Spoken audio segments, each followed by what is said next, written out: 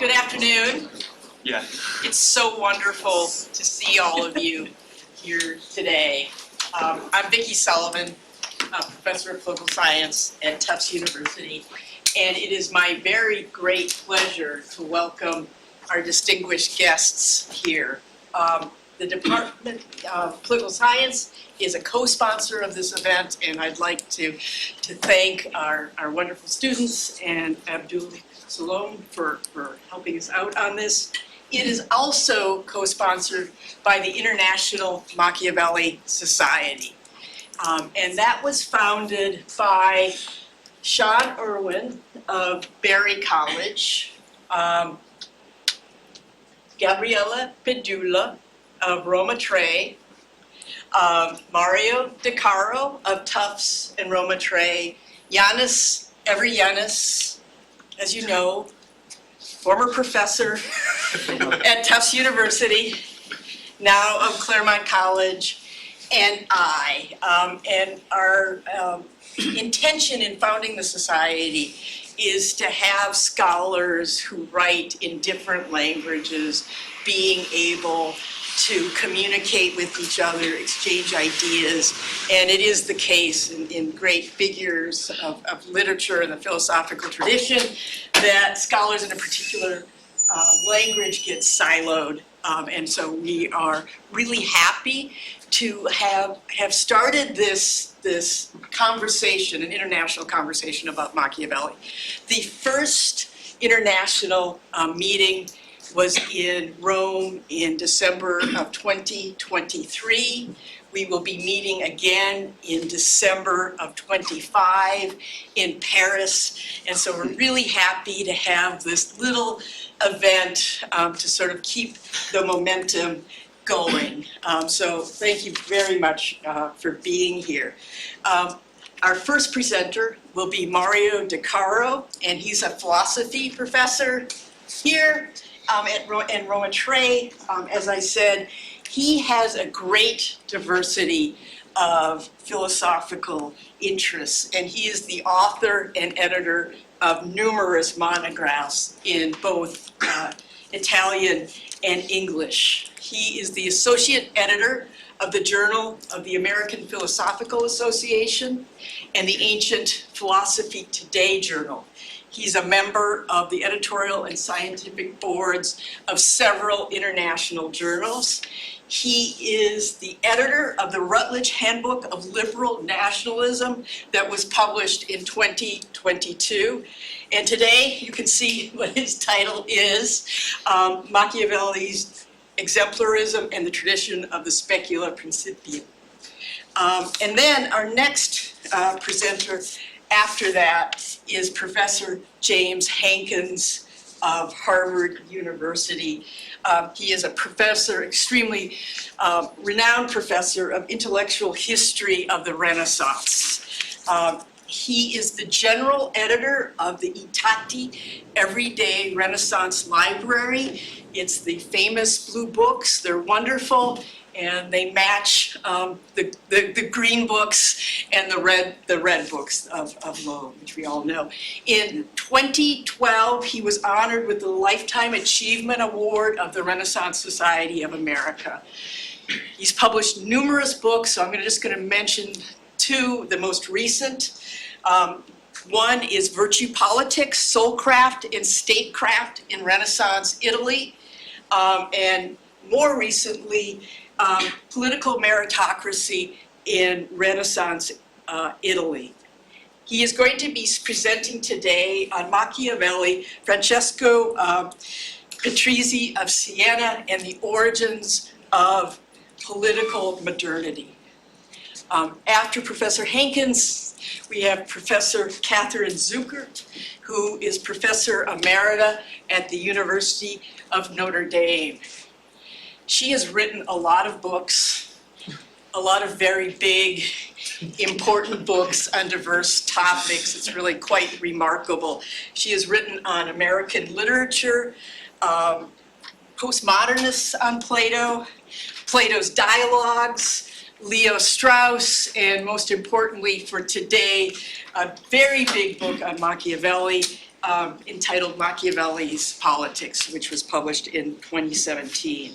Today, Professor Zuckert will be speaking on Machiavelli's Belphegor, Good Government, Domestic Tyranny, and Freedom. And last but not least, Yanis Everianis, our own, born and bred here, shall we say, formerly of Tufts University. He is now proudly the Alice Tweed Toohey Professor of Government and Ethics at Claremont McKenna College. He is the author of a book on the fear of enemies and another on Hobbes's State of Nature. He is the co-editor of a special issue of the History of European Ideas journal devoted to Machiavelli and his influence. He is the editor of the digital version of Jean Baudin's 6 books of the Commonwealth, and he's going to be speaking today on Machiavellian psychology. So please, a warm Tufts Boston welcome for our guest.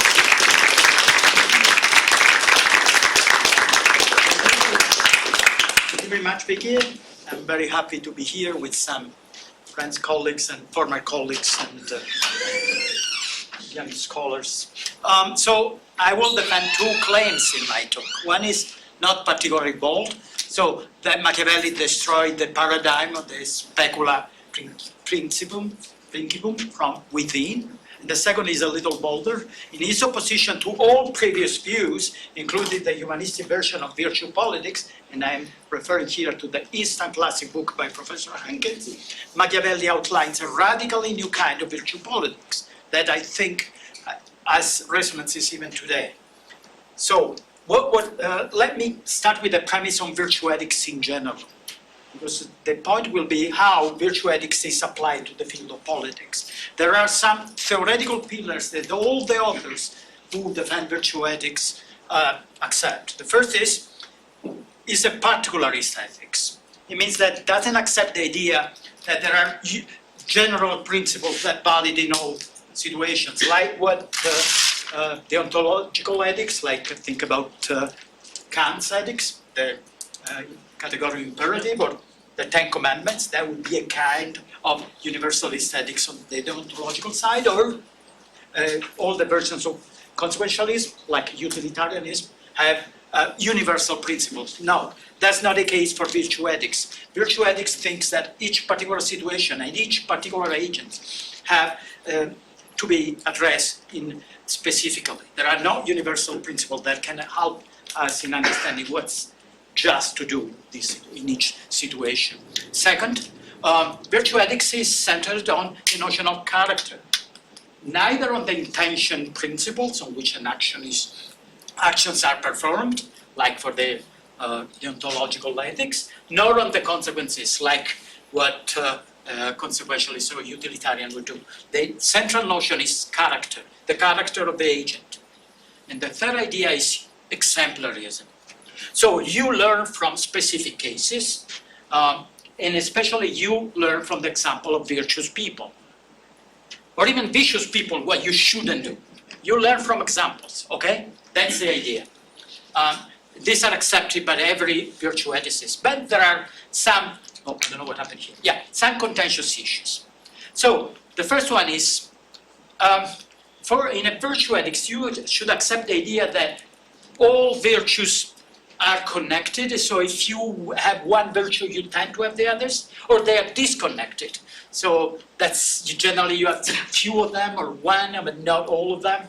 So this is one issue. Second issue is ethical virtues are certainly habits, the way we behave, the way we have been trained to behave. But these habits are also skills. Skills in the same sense in which, playing tennis is a skill or speaking languages is a skill. Are they skills? That's a very hot issue nowadays. Third, there are in the history of philosophy, two main views about how to judge moral behavior, and especially what is virtuous and what is not. The typical dyadic view that was typical in Plato, but also in Christian thought, is this idea there are vices, and there are virtues. And they're opposed. And then there is the triadic view, typical of the Aristotelian tradition, in which there are two opposite possibilities of behaving generally, and you have to be in the middle if you want to be virtuous. So you can, if you are a soldier, you could be, without any rationality, you attack furiously, that's wrong, or you are fearful, that's wrong, you have to be in the middle, okay? That's the idea.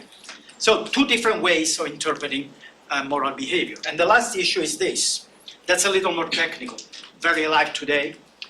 So should we conceive of virtue ethics in a way in which there is a plurality of virtues, ontologically, from the point of view of reality? There is a plurality of virtues, altruism, generosity, courage, and so on. And there is a meta-virtue that is practical wisdom, phronesis, that orchestrate all these virtues. So there is this, individual virtues and a meta-virtue, or, and this is the Aristotelian view, or there is the Socratic view, so the Plato, Socrates, of course, according to which what really matters is practical wisdom.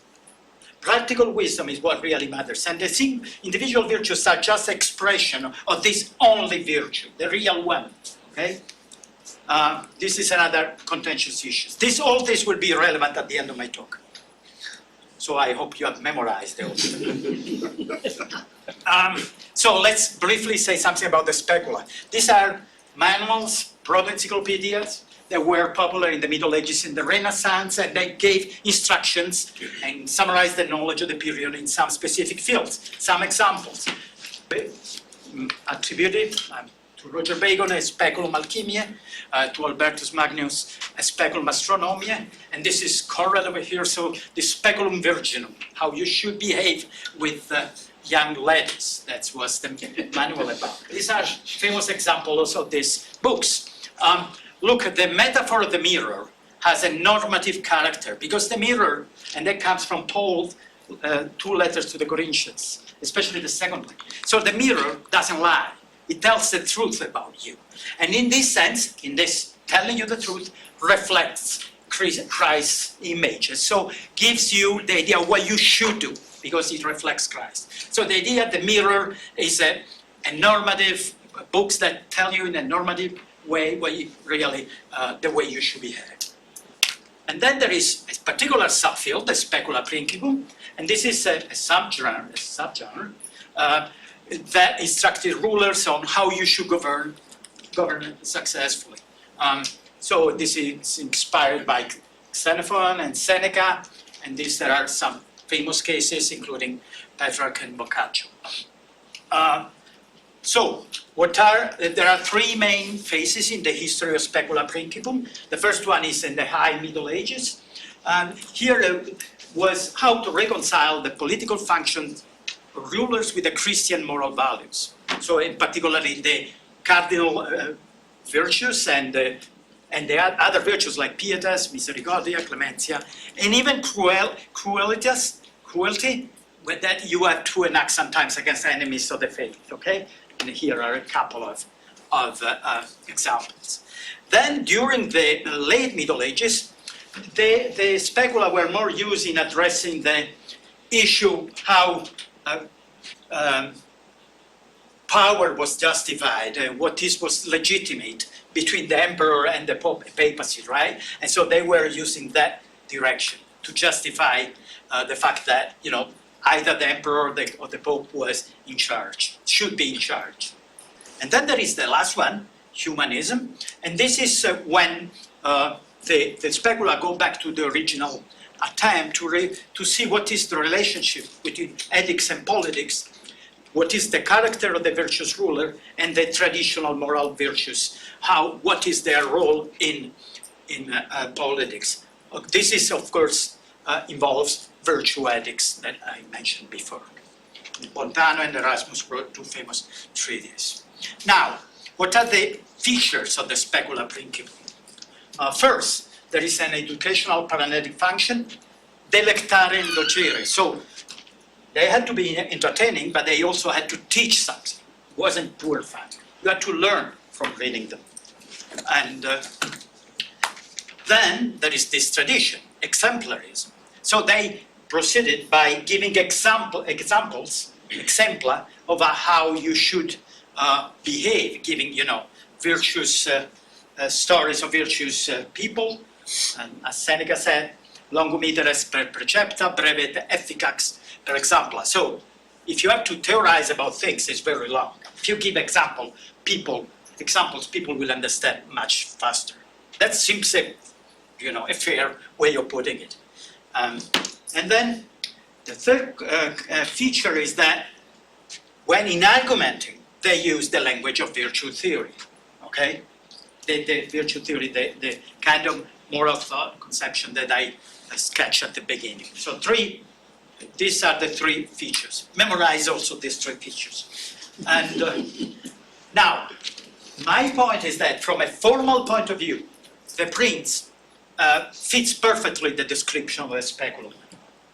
This is, for example, I said that the first feature is that a speculum has an educational parenetic function.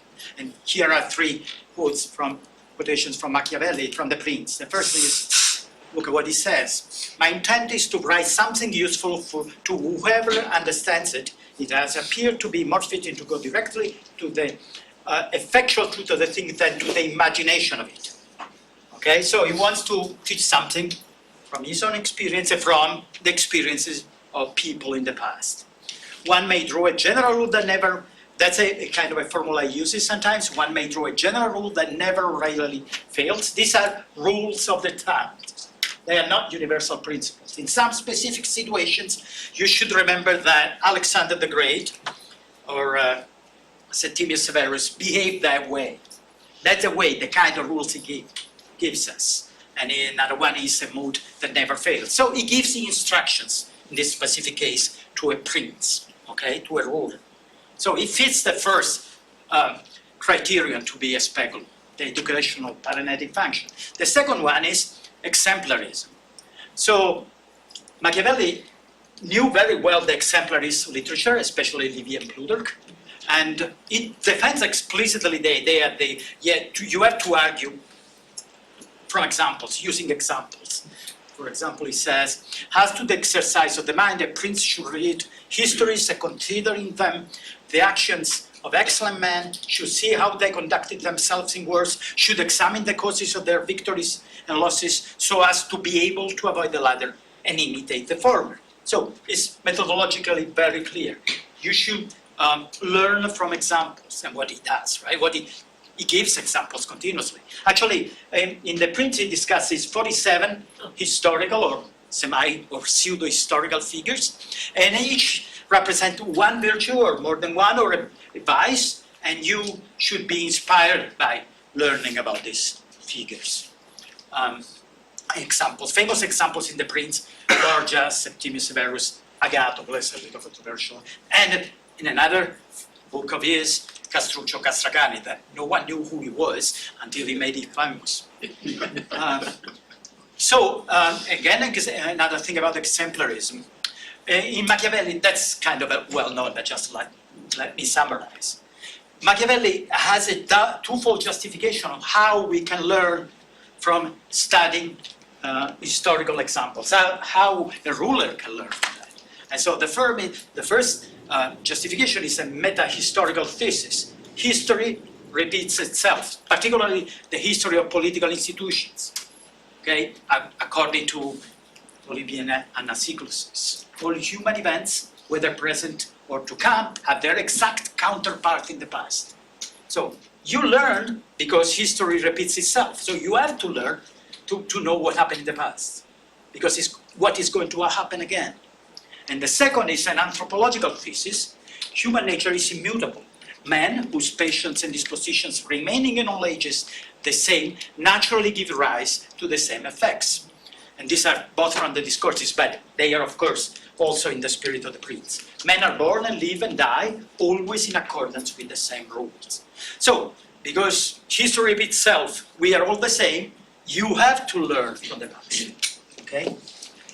Now, so the first, as I saw, there are already, as a deductive educational function, the prince, so as the other specula, is based on exemplarism. And now the third idea is appeal to the language of virtue theory.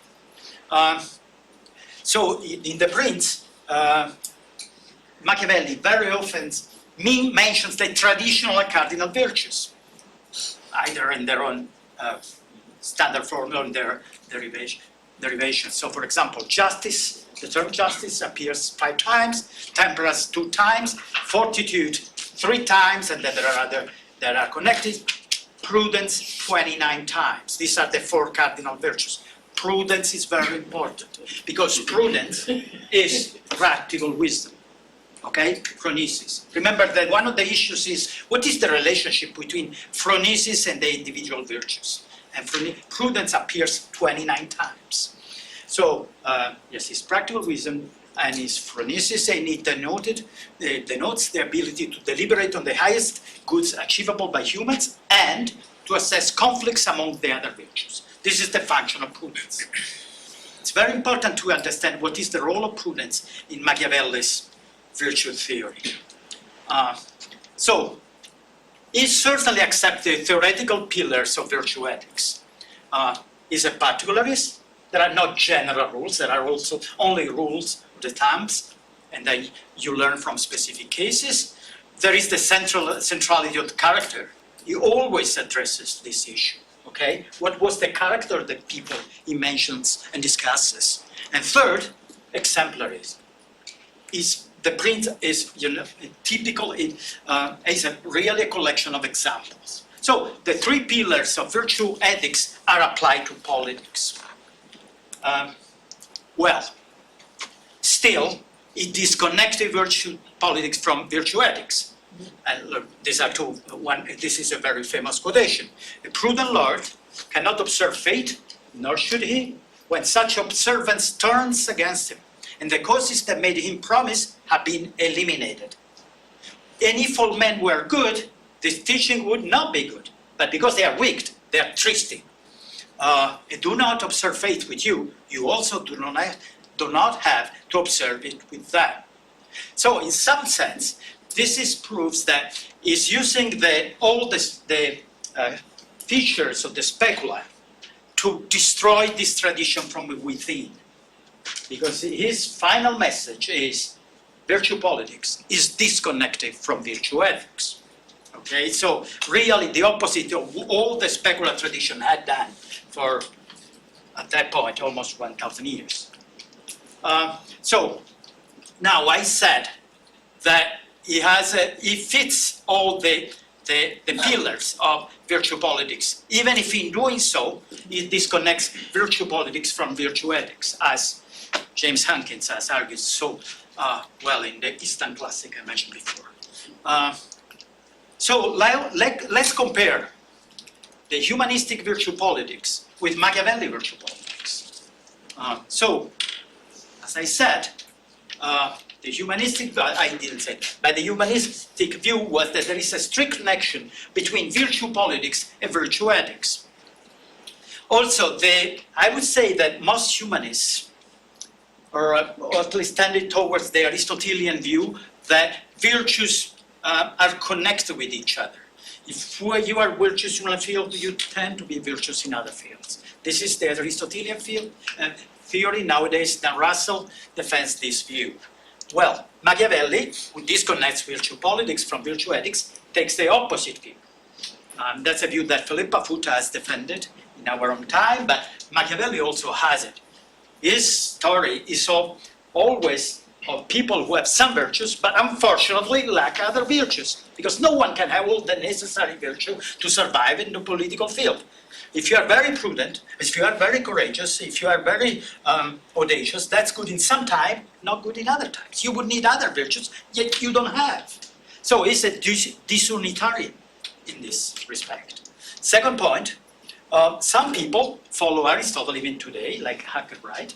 Virtues are habits, but not skills. They are different from skills. Skills require some procedures.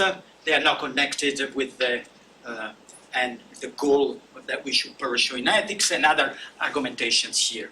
The Machiavellis arguing that virtues are skills, really. So you learn them as skills. Exactly, you have to be a skilled politician in order to be successful. There are techniques that you have to learn. Then, most, not all, but most humanists followed Aristotle in believing that behaving morally would mean to behave, take the middle ground between two opposite courses of actions. So being, you are too generous or you are too stingy, you have to be in the middle. That's the idea of Bruni, Palmieri, Pladina, Montano, Patrizi. Machiavelli has a different view. It goes back to Plato, as Lorenzo Valla had done, or the Christian tradition had done. There are vices, there are virtues, no middle ground, no golden mean, okay? And then the last one, that's most complicated, my opinion is the most important. So Aristotle, and nowadays Christian Christensen, defend this idea.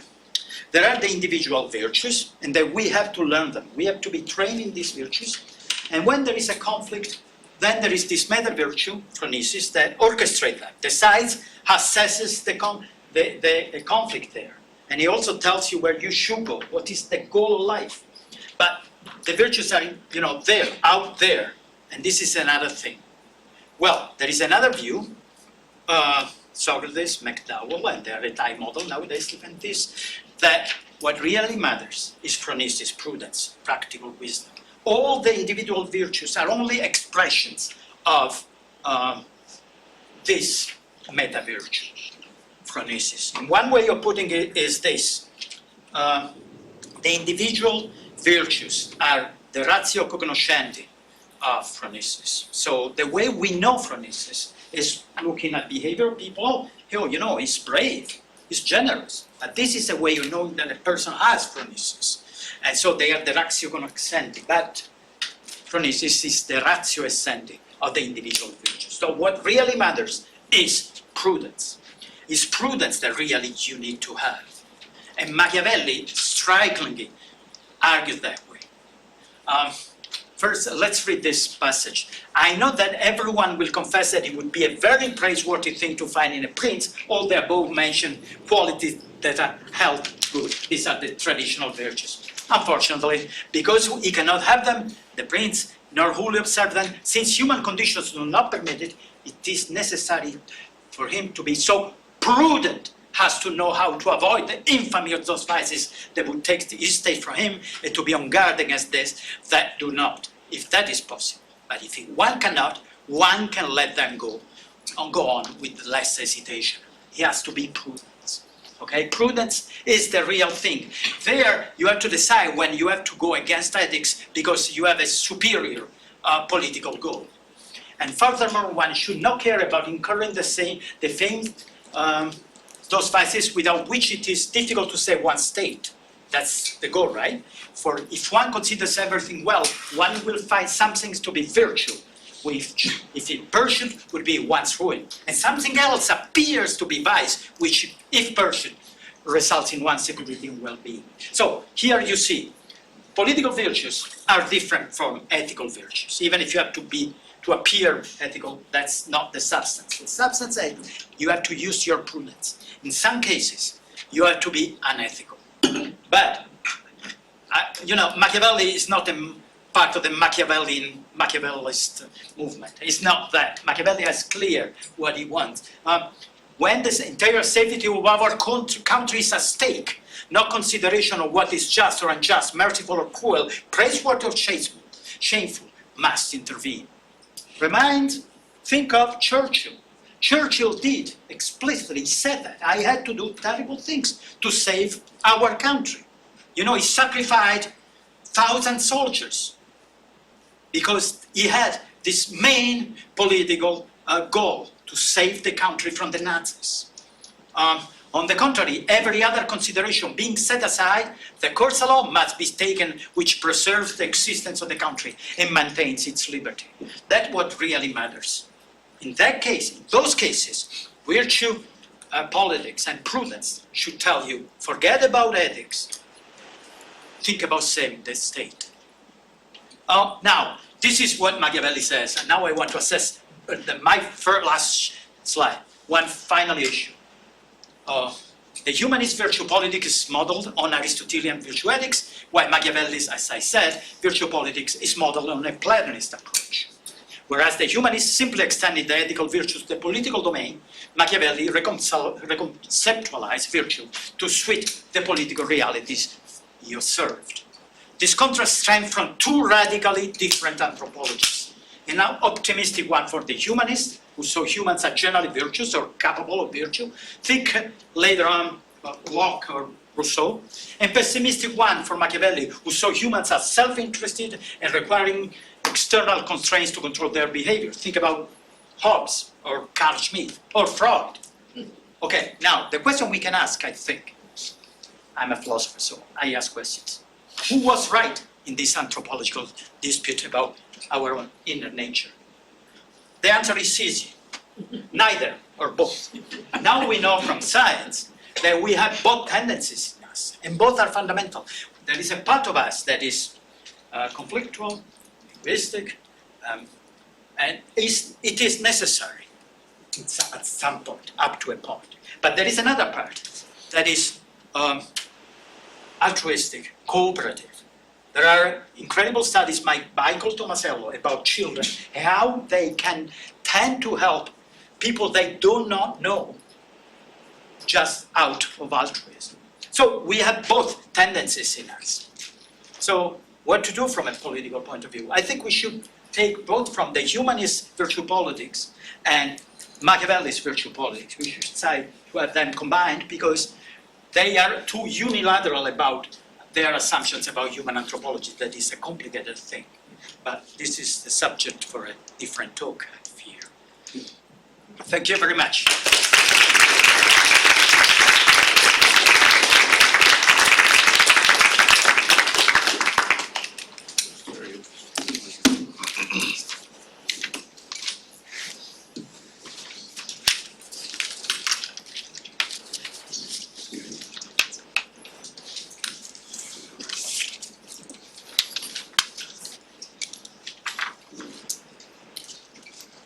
So, I think if you don't mind, I'm going to sit down and read from my computer.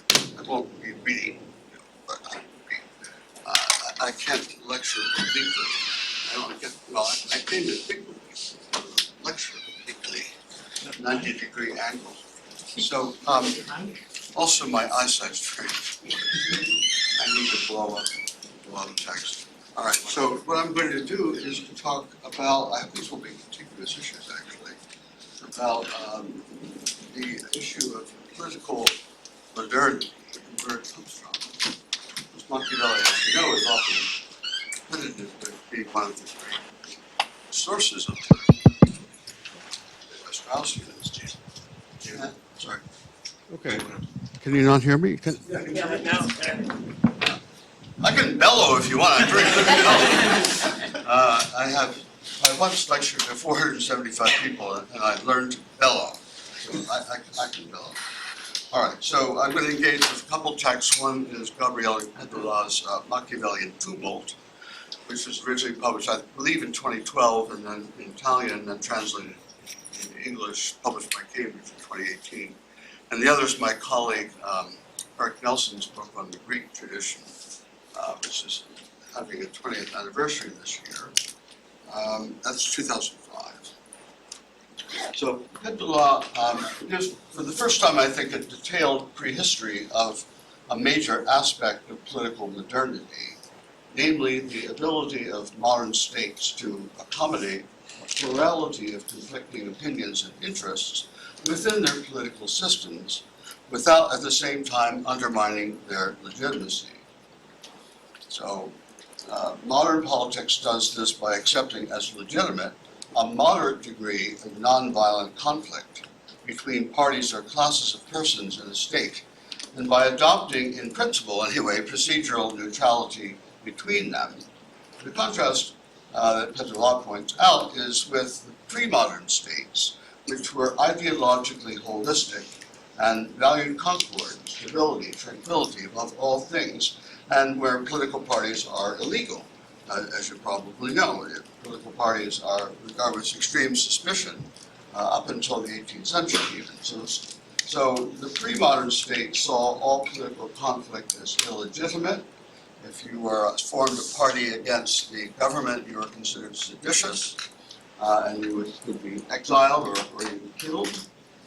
So in pre-modern conception, you should resort to conflict and violence only with extreme reluctance as a last resort in order to restore lost political order and virtues. Of course, if you look at the history of pre-modern republics, they're constantly fighting. This is not to say that there was a period of harmony and peace and order in the pre-modern republic, but that was, and maybe it's an equal and opposite reaction.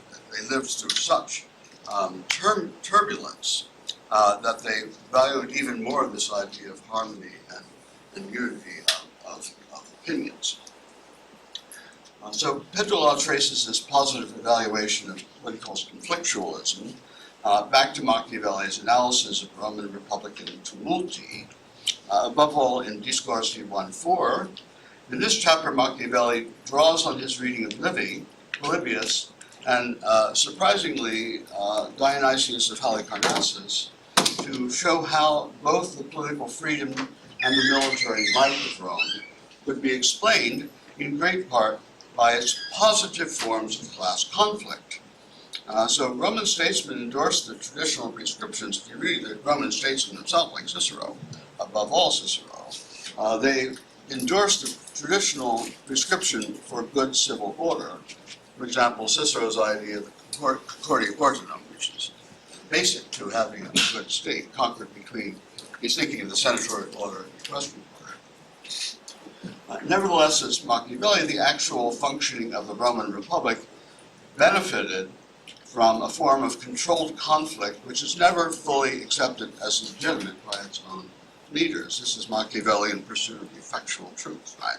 So Rome's success as a state during the Middle Republic, before the collapse of the late Republic after 133 BC, was in fact the result of its political system's ability to make use of ordinary modes of political conflict, what Machiavelli calls the ordinary modes of political conflict, which include things like the successio of the plebs. The plebs don't like what's happening, they get up and leave. They refuse to work in the army. They refuse to participate. They form their own institutions. But this is all peaceful, but it's a form of dissent. But they don't fall into, this is key for both Pedro and Machiavelli, I think, they don't fall into extraordinary modes, destructive extraordinary modes of conflict involving bitter factionalism, violent uprising, civil war, mass exiles, assassination, proscription, and all these kind of violent modes of conflict. So Machiavelli contrasts these with Florence, which he's writing the history later on, of course, where he shows Florence provides all too many examples of the latter type of conflict in its history.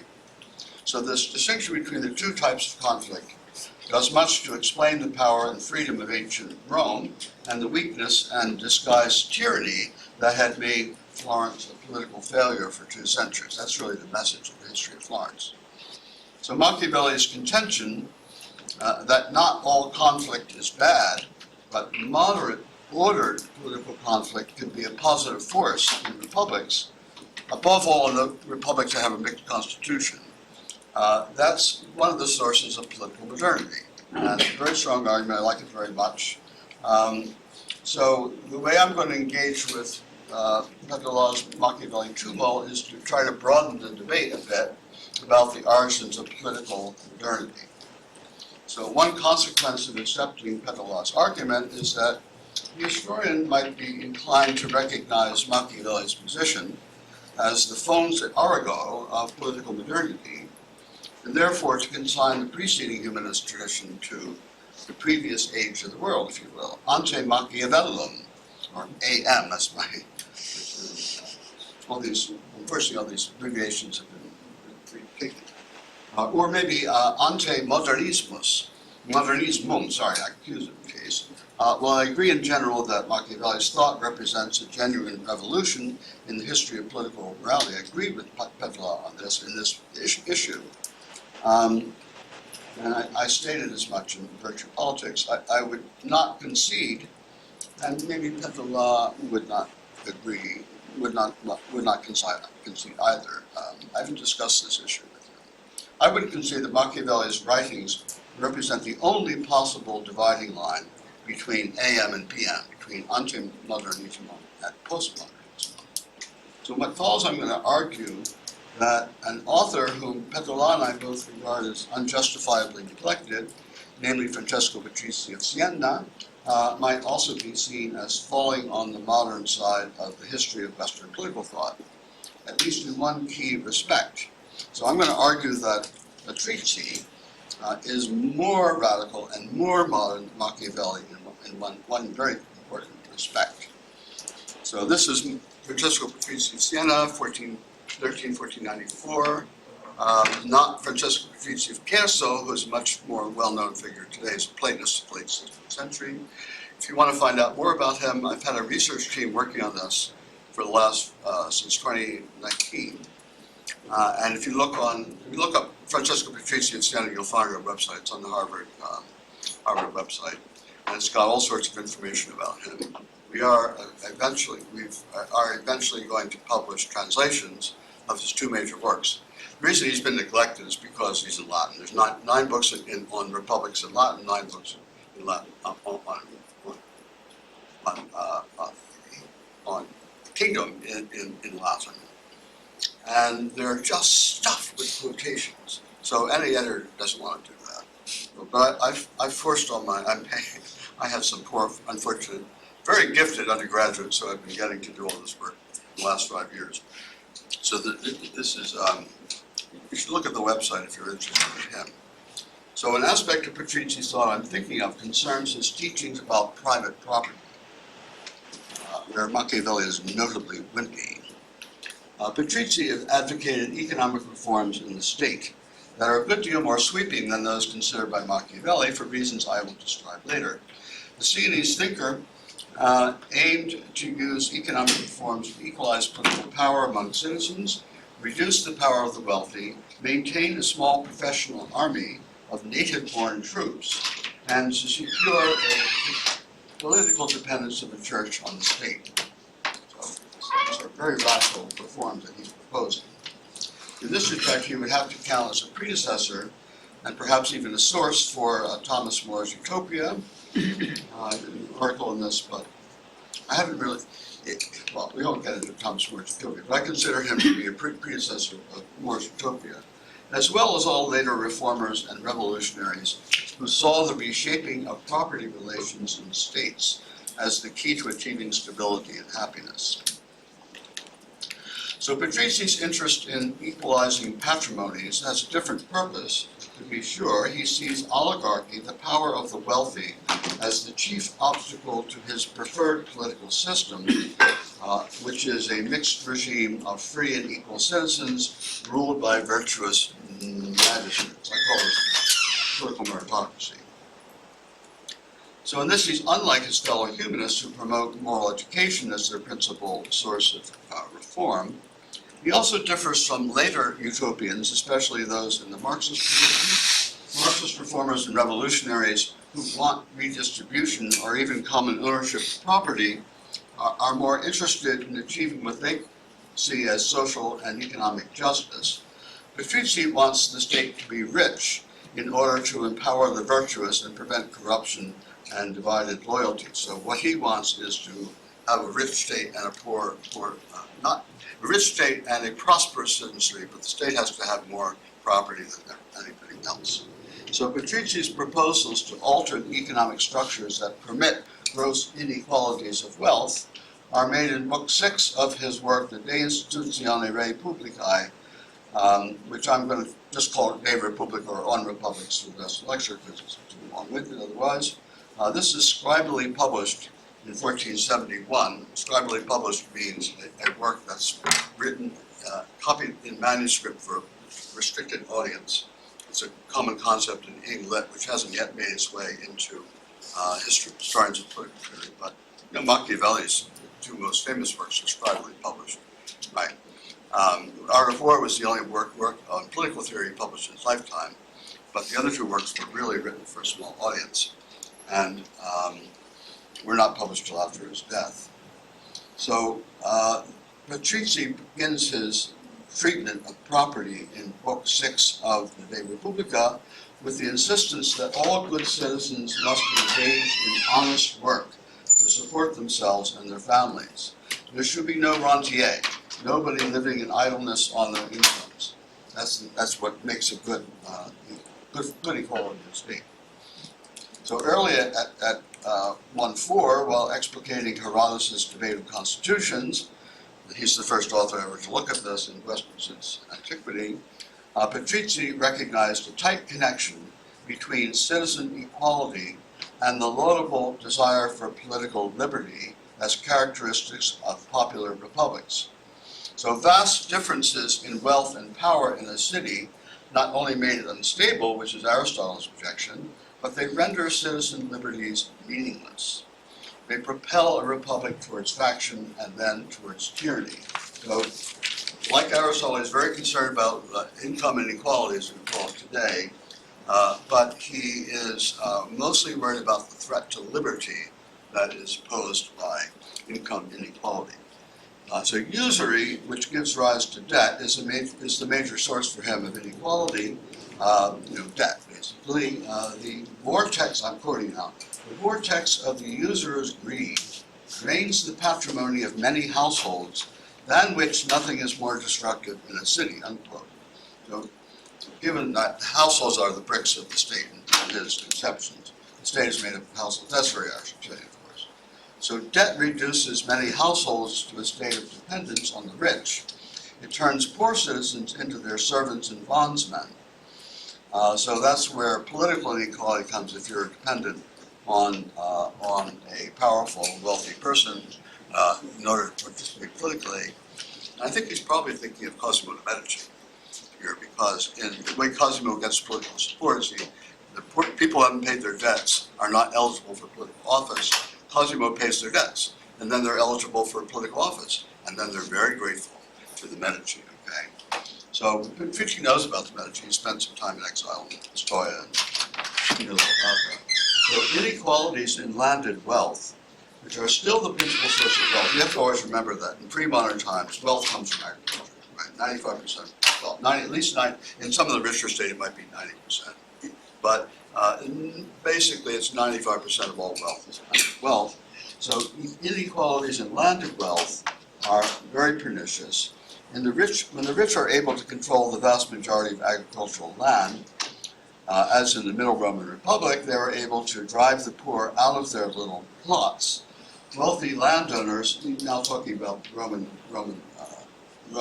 Republic, wealthy landowners jacked up the price of grain, making it so expensive that the poor were forced to sell off what little remained of their patrimonies just to survive.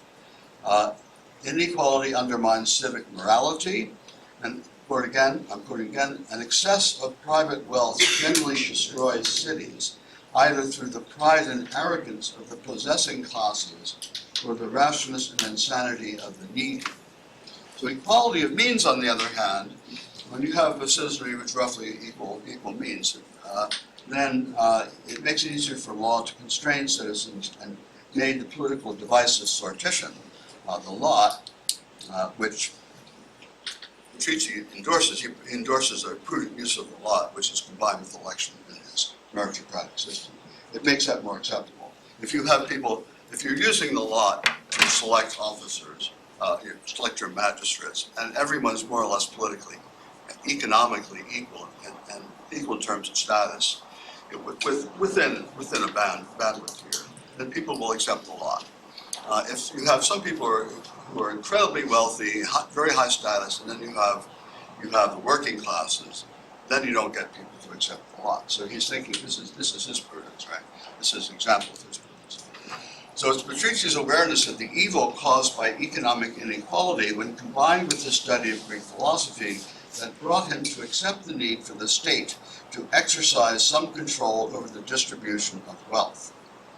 He begins by considering the most radical Greek proposal of all, of redistribution, which is Plato's proposal in the Republic for the class of guardians to own all their land in common and prohibit private patronage.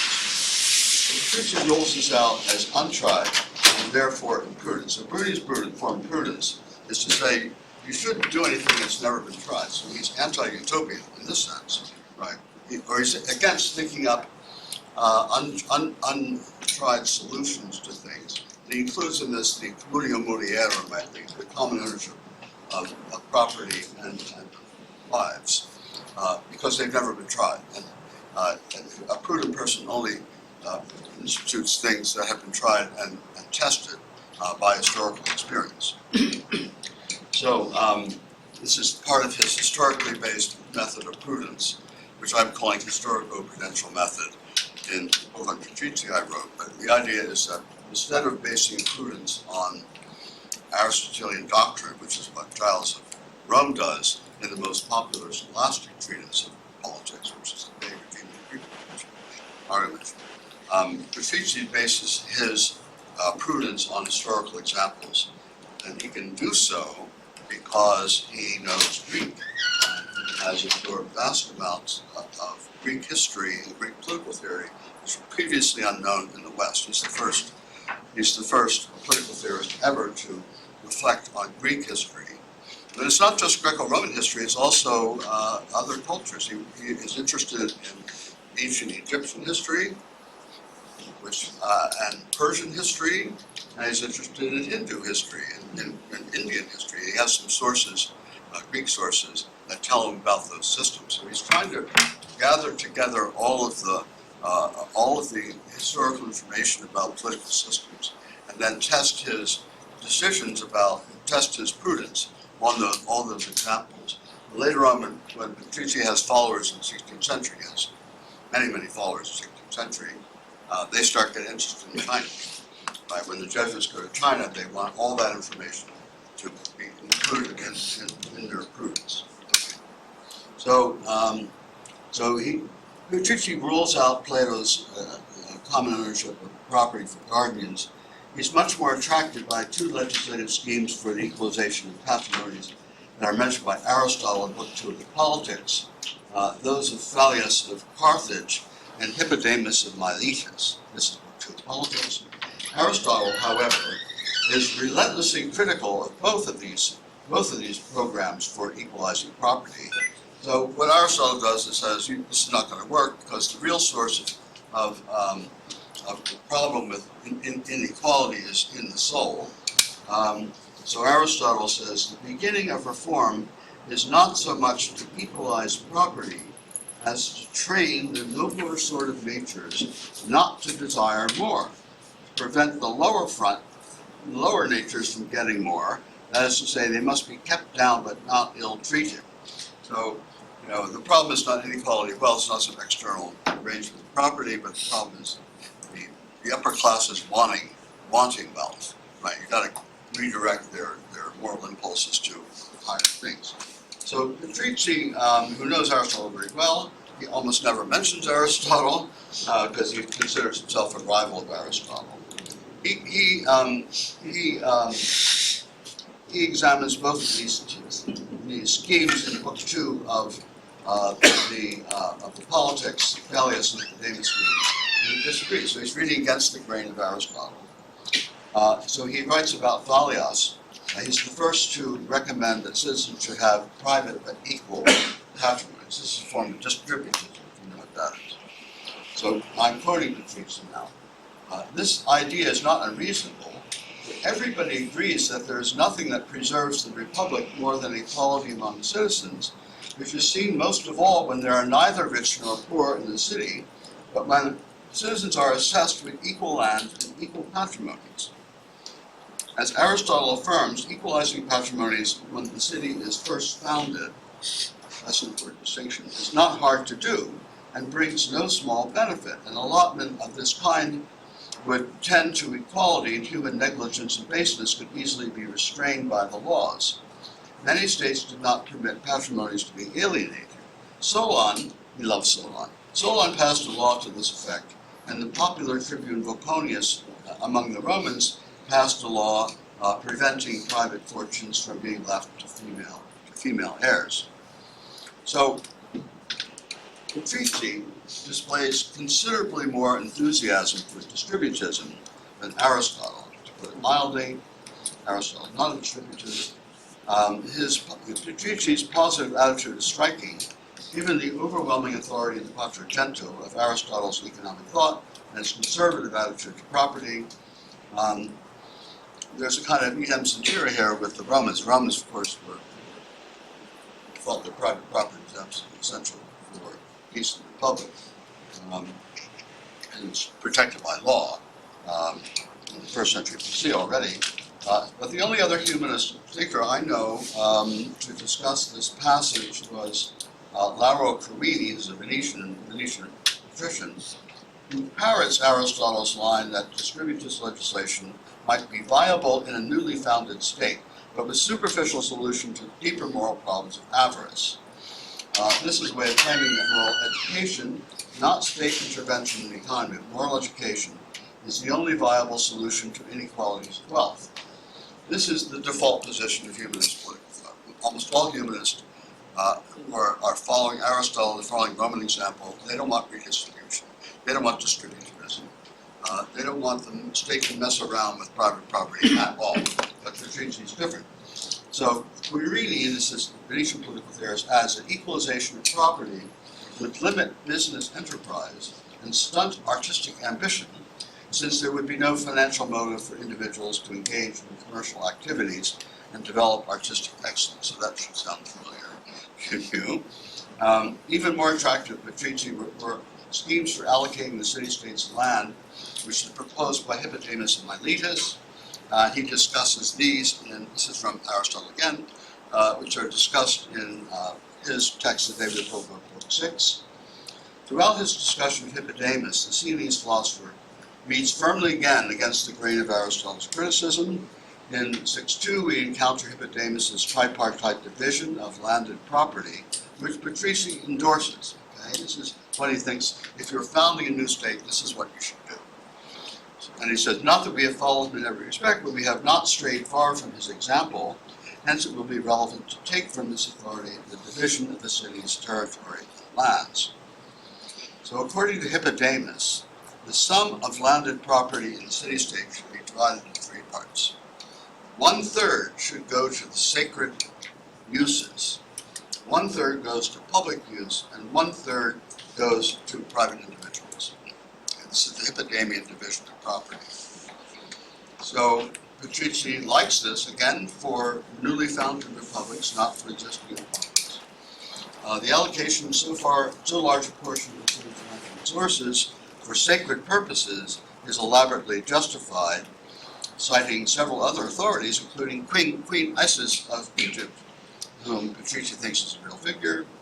She knows through Diodorus Siculus, Aristotle, and Romulus. Is Romulus the founder of Rome? That's what the founder of Rome did. So this sounds crazy to us because, giving 1/3 of the land to church, what are you talking about?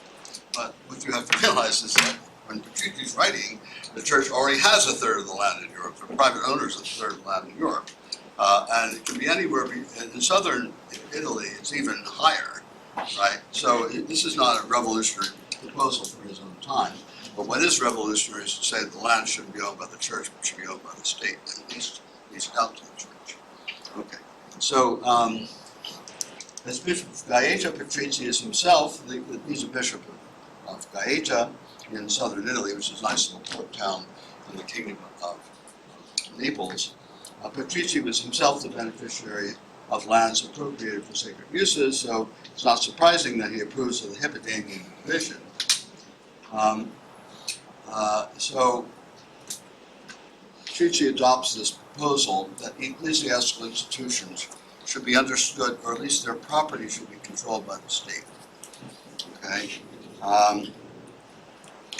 And the only thing that the church retains, now I'm a little speculating because some of this is very carefully expressed, because Patrizi is not only Bishop of Gaeta, but he's a protege of Pope Pius II, right? So you argue against the ecclesiastical ownership of property, you're going to find yourself in hot water. But there is an era of challenge. So when he finally published this text, by the way, in 1471, Pius II is dead, and there's another pope, and the pope is Sixtus IV, who is a Franciscan, and Franciscans have a much more, let's say, broad-minded. They have a much more flexible attitude toward private property than Pius II. Okay, so. All right, so key move here is Patrici City would retain ownership of the land, and income from permanent leases would be paid for the upkeep of churches and to provide a modest, non-heritable living for priests. So basically, the state is providing the benefits, not the church. So sharecroppers are going to support the clergy by payments to them in kind or in specie, either directly or via the state treasury. So in other words, state control of the agricultural property is used to support religion, but this goes well beyond the situation. He's really challenging openly the Gregorian reform of the late 11th and early 12th century, which established the right of the church to control property against the political authorities in the Holy Roman Empire. So in canon law, the founders of churches, even princes, are able to have certain rights, the rights of looking after the church, giving advice, being consulted, to find or provide a priest, but they did not have the use vendendi or donandi, well, utendi tam quam propria is the right of selling and giving or using this as their own. So basically, lay owners of property give their property to the church, lose all control over it. It's like giving money to a university, exactly the same thing. You give the money to the university, and the church says, the university says, thank you very much. We will we'll be happy to read what you say you would like the purposes of your gift to be used for, but we, especially after the death of the giver, will now ignore everything you want the money to be used for. So this is the position of the medieval church, that you give land to the church, and everyone's giving land to the church, right? So Pius give. You lose control. So Patricius is trying to change this. This is a huge reform that he has in mind. So it would bring to an end Gregorian reform in the 11th century and overturn a position stated in the First Lateran Council of 1123, attempts by laymen to claim dispositio or dominatio, lordship, of ecclesiastical possessions as sacrilegious. Okay, so he's going up against a canon of the Lateran Council, and they know these canons very well. These are handed down in canon law textbooks, which are studied in universities. So he's not saying anything that is unknown. He's not really jousting against some provision lost in the depths of history. These are things that people know about. So he, by implication, rejects the canons prohibiting laymen, including lay rulers, from having dominion in churches, exercising dominativa potestas, the power of ownership or lordship that enable ecclesiastical lordship. So he's against ecclesiastical lordship, okay, the sovereign ownership of property by church lords, archbishops, abbeys, cathedral chapters, and so forth. So the Patrici's solution to the problem of church-state conflict resembles his solution to the problem of oligarchy, and it's every bit as radical. By limiting the amount of private wealth the church could command and making the clergy economically dependent on the state, he's going to reduce the ability of the church to challenge the public authority, and put an end to all of the quarreling between church and state, which is so important feature of late medieval history. Okay, so that's the first one. How much time do we have, Nikki? I'm not sure. 5 minutes? Yeah. Okay. So the second portion, city's landed property, Patrici wants to use for secular but public purposes, and principally to support the city's armed forces. Okay, so the second third of land is, again, public land, but he's going to use it for two purposes. One is to support the small but professional armies. These are not militiamen, these are professional troops. They choose citizens at the age of, in their teen years, who are very good at physical exercise. He's going to train them as professional soldiers, and the state is going to have, and he's thinking really of Siena here, they're going to have a small professional army, full-time, supported on state land, okay? And Venice is doing things like this in the period, so it's not entirely original with him, but it is original for a political theorist to talk about it, right? So that's one use of it. The other use is to free the poor from debt. Because he sees that the reason why the oligarchs have so much power is they have control over the wealth, which gives them control over the poor. The poor are always in debt. And so how do we break the nexus between the oligarchs and debt? We support the poor from public lands, right? And what the poor are going to do is they're going to farm. They're going to be given farmland, and they're going to work the farmland. And maybe some of them will be supporting the soldiers. It's really not quite clear exactly how this works, but it's clear that's what he wants to do with this land. He wants to use it to support the military and to give the poor some kind of protection from the rich. And then there's another set of proposals about what to do about the rich. And this is a proposal to limit profits, limit the amount that the rich can earn. So he's not abolishing private property. The third part of the land is split up among private individuals, and in the initial distribution, everyone gets the same amount. And so people can earn their own income from private property, but if they get to a certain point, they have to stop. If they're, this is maybe a bit influenced by Plato's laws, because he knows Plato's laws. He's one of the first people to know Plato's laws. But he wants to limit the amount of money the rich can make. They can make lots of money, but they're not supposed to make too much money. And if the poor get too poor, then they're given land. Right? You could also maybe point to ancient Deuteronomy, one of the defined sources. There's going to be equalization of land. But one thing that doesn't happen is that you don't get redistribution. And the argument here sounds incredible. It sounds to me like Robert Nozick, okay? Because what he says, it's a justice argument, that if we had an initial distribution of land, and after 10 years we go back, some people will be much richer and some people will be much poorer, because people are different. Some people are lazy, some people are confident.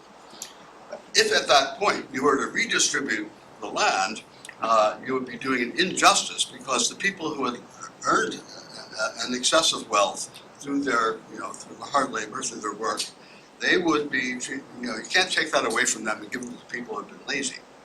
What you can do is create boundaries, upper boundaries and lower boundaries, and that's what he wants to do. You can only earn so much money. And Plato has this thing in the laws where the rich are supposed to be, I forget what it is, 5 times as rich as the next class below them. That's what he wants to do. And he's getting it, I can't prove that he's getting it from Plato, I think. That's the obvious source. Okay, I will end up.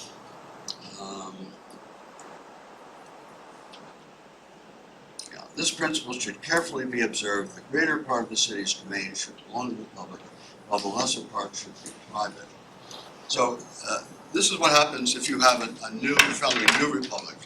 And I believe what is actually going on with this text is that at the same time he's writing this, he's assigned to write this by Pope Pius II. Pope Pius II is building a new city called Pienza, named after himself, as always with the popes. It's his hometown, which is more or less deserted by this time, and he's forcing all his cardinals to build palaces in Pienza, and he hires Lambattista Alberti, the architect, to redesign the city so it's a Renaissance ideal city. And he then, I believe this is connected with Patrizzi, who is saying, Patrizzi write me a political theory based on the Greek, and we'll have an ideal city.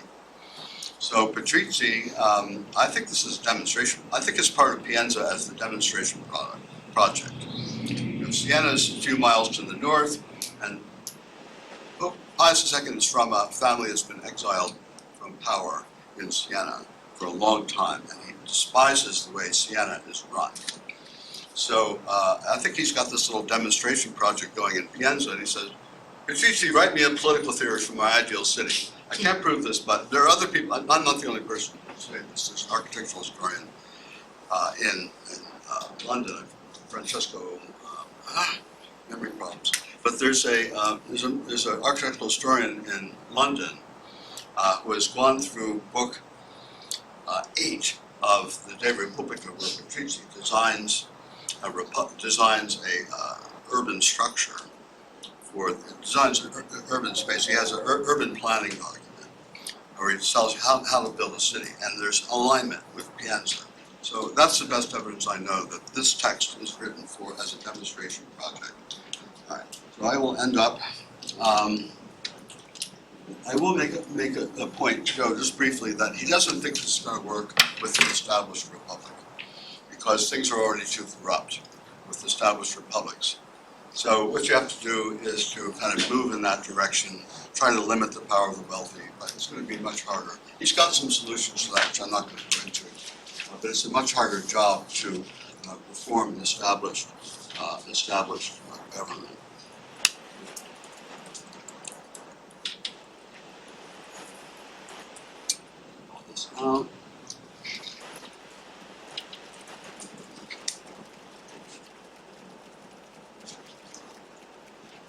Okay, it should by now be clear that Patrici's approach to the problem of inequality in republics is far more radical, and in a certain sense far more modern than Machiavelli's. Machiavelli starts from the assumption that human nature is invariant and capable of moral improvement, and is self-interested. You can make human beings individually and collectively more powerful, more effective, more virtuous in this demoralized Machiavellian sense by using the coercive power of laws, institutions, and instrumentalized religious practices. But you can never accomplish the goal of humanist virtue politics, which is raising to power a well-educated class of persons of who are wise, prudent, and have good character. You're never going to get this because for Machiavelli, you have these two fundamental human humors, those who want to rule and those who desire not to be ruled. So if your city's in a corrupt state, it's fallen into extraordinary modes of conflict. There are only two possibilities. Either you'll be conquered by a predatory state that's less corrupt than yours, or you must take your state back to its original institutions by using the mode of Cleomenes, this verses 1:9, the Spartan king who tried to restore the laws of Lycurgus by slaughtering all the ephors and his other political opponents. So Machiavelli stops short saying, we got to do the mode of that. He doesn't say that, but he doesn't quite take it off the table either. So even so, his only solutions to the problem of unequal economic power are to advocate increasing the wealth of the state and to legitimate a greater degree of conflict between rich and poor. His solutions found many adherents in later times with the results that we see around us. Whether his success should be a matter for celebration and national pride is another question. I have 2 more minutes? One more minute. So for Patrizi, his forms of equality will enable true liberty, the kind of liberty that defers to legitimate authority, but resists the arrogance of private individuals who have lordly ways. Machiavelli, as a realist, is necessarily conservative in the Augustinian sense. He believes that wickedness can only be managed, it can't be removed from power. Patrizi is an idealist, but he's not a utopian. He certainly did not believe perfection was possible in human things, but he was an idealist in this sense. He believed that by consulting the wisdom of classical antiquity, not just Greco-Roman, all classical antiquity, existing customs and political regimes could be greatly improved and optimized. Like Thomas More in the Utopia, he claimed to be designing an optimus status rei publicae, the best constitution for a state. Though in his case, not in jest, but in earnest. Okay, I'll stop there.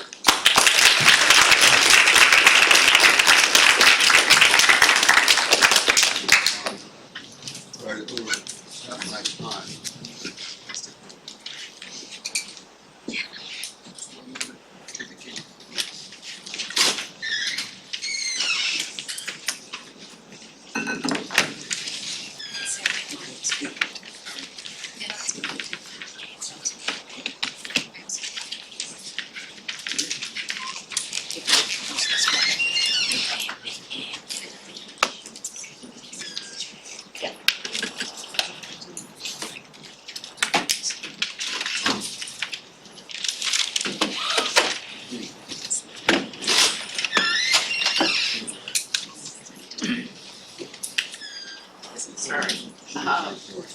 don't trust myself to project sitting down.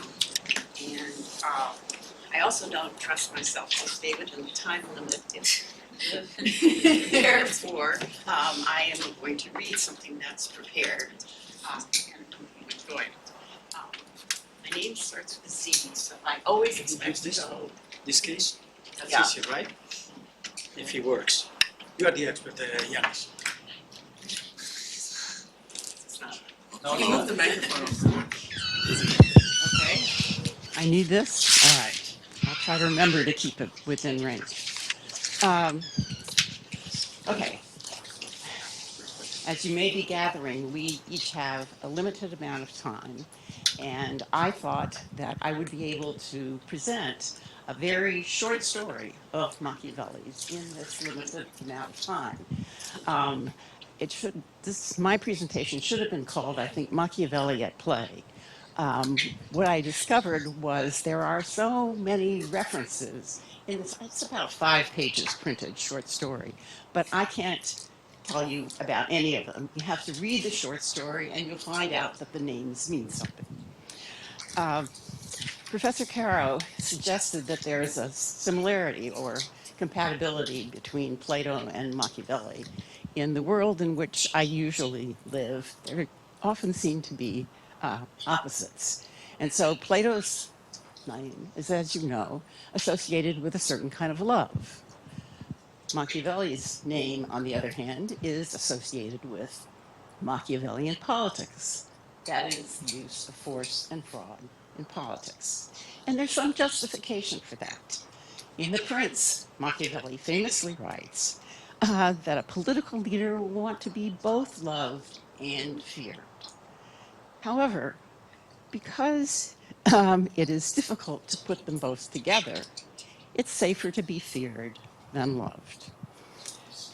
In the book I wrote on Machiavelli's politics, I argued that Machiavelli is also interested not just in the means of the fox and the lion, but in the way of fighting characteristic of human beings, which is with laws.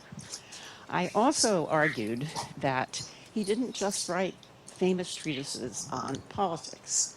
He also wrote poems, songs, comedies, and one, but only one short story. As I said, I thought under these circumstances, I could talk about the short story, which has the advantage of being brief, and it's also fairly amusing, although I'm not confident of my ability to bring that out. So, the fable of Belphegor, the devil who took a wife. It was first published in an edition of Machiavelli's collected works in 1549, so it was not well known during his lifetime. And I don't think it's too well known to this day. No one knows why he wrote it, when he wrote it, or where he wrote it. No prologue, no preface, no context. And unlike his other works, it doesn't have a dedication. He begins by relating that, or claiming that he's relating the vision of a very saintly man, recorded in the ancient chronicles of Florence. The saintly man had a vision of hell in which he saw troops of souls descending. And these souls were complaining. I don't know whether souls have gender, but these had to be male souls because they said, you know the story, I wouldn't have angered God and been damned if I hadn't gotten married. Now, in Machiavelli's picture of hell, it's ruled by Pluto, the god of wealth in Greece. And the judges are 2 of the judges, Homer and Virgil, depict in Hades, Rhadamanthus and Minos. And I guess these judges just forgot about the role of Helen in the Trojan War. The Odyssey does have something to do with that, as does the Aeneid. But in any case, they can't believe this scandal against the female sex. But more and more and more of these souls came down to hell with the complaints. So these 2 judges go to Pluto and they say, oh, what are we going to do? Pluto calls a meeting of the devil princes in hell. And he explains to the princes first, he has absolute power, can't be qualified by anything in heaven or on earth. But he knows that a wise or a prudent prince rules with laws and takes the advice of other people. So he has come to his Senate, in effect, to ask their advice. What should I do about all of these souls and their complaints? Because you see, if I let them off, people are going to think I'm weak and unjust. But if I condemn them and punish them, I'm going to be blamed for being harsh and unjust. So I need your advice, devils, about what to do. And so the devils, being good counselors, and they are an assembly, they have a discussion, and a majority vote that what they should do is they should send a representative to Earth to find out what the truth of the matter is. Now, there was a minority of the devils who thought it would be much more efficient just to torture the souls who would come down and get the truth out of them, but they lost the vote. So what Machiavelli does, in effect, with mixing the Christian and the pagan references, is to suggest that the government in hell is a lot better than any of the governments or life on earth. The devils want to send a representative. Nobody volunteers. It's better to live there than it is to live here. So they choose their representative by lot. And Belphegor, who lives in Archdale, draws the lot. So he and the assembly and Pluto agree that he will go to Earth in the form of a human being, a young man. He will go with 100,000 gold ducats, so he'll be very wealthy, and he'll have a retinue of devils as servants and horsemen. And what he's supposed to do is he's supposed to live there. I missed the important point. Anyway, he's supposed to live on Earth, taking a wife, and he's to be subject to, here's a human body, all the trials of human existence. Imprisonment, poverty, passions. Not death, of course, because he's a devil and immortal. And then after 10 years, he's supposed to feign his death and come back to hell to report on what the truth of the matter is. What he didn't say, and I should have said, is that the government we see in hell is a model of the kind of government Machiavelli recommends a prince should adopt. Both in The Prince 19, you should copy the King of France, rule by laws, get other people to do your dirty work, and in Discourses 116. So, good government in hell, find out what's going on Earth. So Belphegor enters the world in the body of a handsome young man, 30 years old, accompanied by his devilish retinue of servants, lots of wealthy, and he chooses to live in Florence. Why does he choose Florence? He thinks it's the best place to practice usury. Condemned by both Aristotle and the church. But bankers like the Benedictine did pretty well in Florence, so there's a reason for his choice. He takes the name of Rodrigo of Castile with a fictional life story. He was born in Spain, but his parents took him to Syria. He made his fortune there, and now he's come to Italy, a much more humane place to find a wife. His initial good looks, liberality, spreads his money around, and apparent humanity mean that all the fathers of Florence who have daughters but don't have enough money to pay the dowries come and introduce them to Rodrigo as possible mates. He chooses a very beautiful girl from an old but poor Florentine family. Her name is Onesta. Onesta is the word for decency, said to be characteristic of the people in the prince, but it's also derived from honestum, which is the word Cicero uses for virtue in De Officiis. So what Machiavelli keeps doing is weaving these two things together. Part one of the story, hell. Part two of the story, what happens in Florence. Machiavelli describes the way in which Rodrigo's marriage leads to his impoverishment and possible imprisonment. The devil organized, he has lots of money, a splendid wedding. And the narrator tells us that's since Rodrigo was subject to all human passions. He really enjoyed the kind of adulation wealth and status gives one. Moreover, he soon fell in love with his wife, Madame Onesta, beyond measure, so he felt he just couldn't displease her in any way. Unfortunately, despite her name, Onesta proves to be not so noble or honest, but very proud, prouder than Lucifer, the devil decides, and he adjusts, or he's seen both. And perceiving how much her husband loved her, she starts ordering him around. And when he doesn't do what she says, she insults him. Well, that made him rather unhappy, of course. But his respect for his father-in-law, her brothers, relatives, the obligations of marriage, and his love, above all, for his wife, led him to spend all the gold ducats that he had brought with him and to go to some of the bankers in Florence to get loans.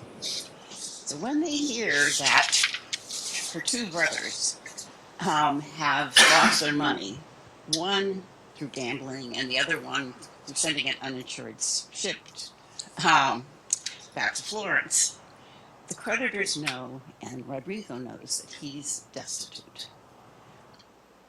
Notes haven't come due yet, so they can't yet take legal action, but they watch over him carefully. And Rodrigo's, what should I do?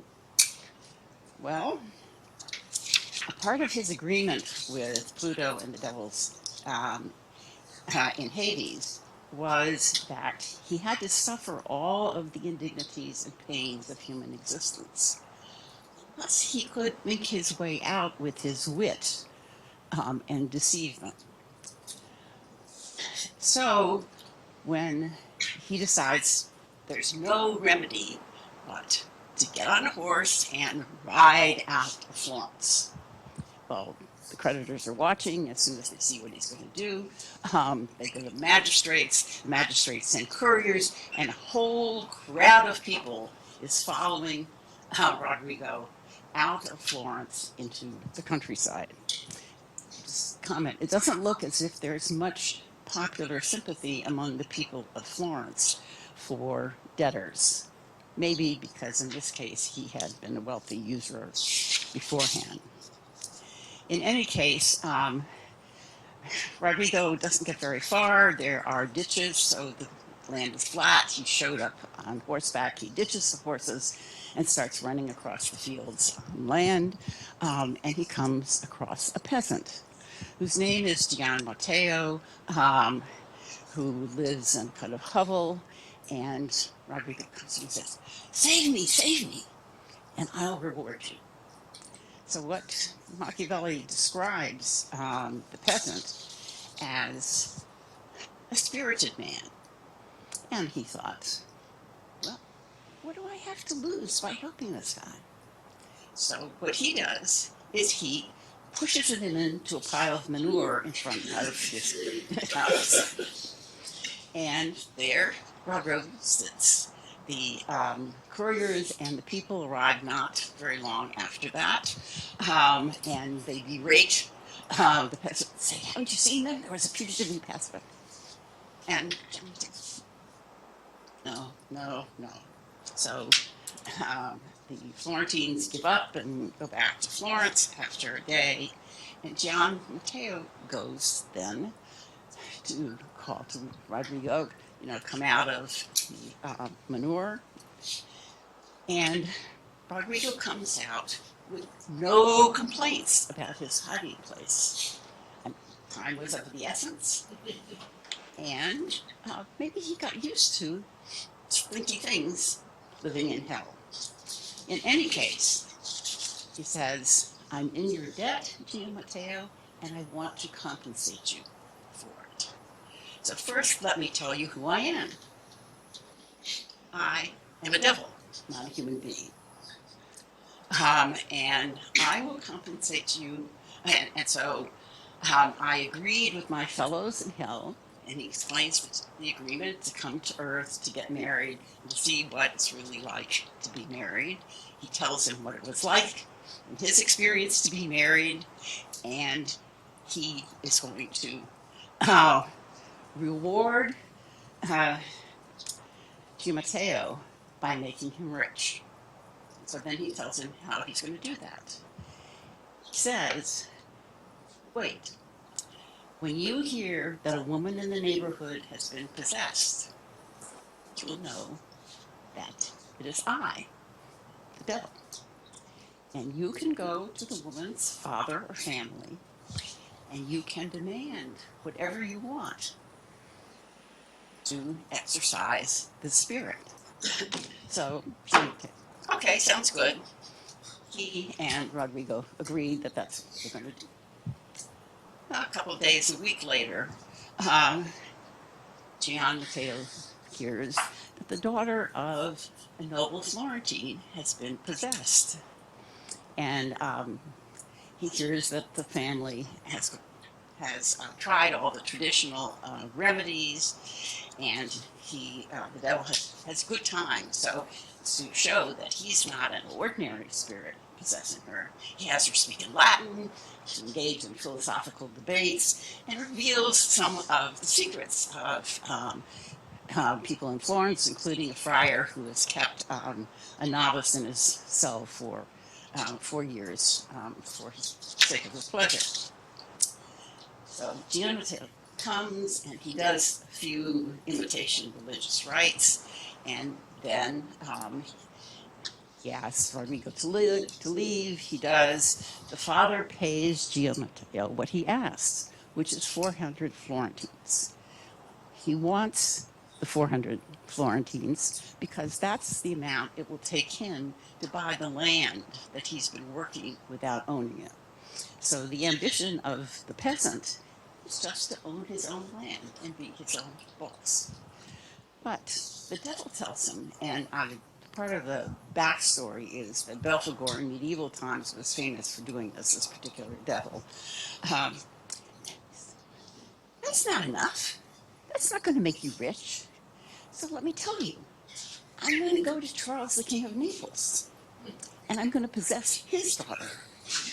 And you can come and exercise with me from her, and you can ask whatever you want. So this time, Gian Matteo goes to Naples, and he's becoming well known now. You see, first he did something in Florence, and now he goes to Naples, so he gets a reputation as an exorcist. And this time he asks for 50,000 ducats and gets them. And so Gian Matteo thinks, well, okay, now I'm going to go home to Florence and I'm going to live in peace and quiet. But the devil warns him. He says, okay, I've now fulfilled my bargain. It's just citizen of hell. I've made you rich. But if I ever see you again, I'm going to be as harmful to you as I have been helpful thus far. Well, Rodrigo or the devil doesn't leave their next meeting to chance. Instead, he goes to Paris. He's, the high life, like the Machiavelli society. And he possesses the daughter of the King of France. And the King of France now has heard about this ability of Gian Matteo to take care of such situations. So he first sends a message to Gian Matteo. And Gian Matteo, knowing it's not going to work this time. So he says, oh, I'm sorry, I'm just not feeling well. I can't make the journey. And you know how well the King of France would take such a response. He got in touch with the authorities in Florence, and somehow Gino Matteo ended up in Paris. But Gino Matteo doesn't despair. He thinks he's going to fail, but he takes courage and he first whispers in the girl's ear. And of course, he's talking to Rodrigo inside, and he says, "Oh, please, don't you remember I helped you? Don't do this." And the devil says, "Who do you think you are? You've been running around the countryside saying that you got wealthy because you got the services of me, the devil. And I don't like that. So I am going to stay here and see you hanged."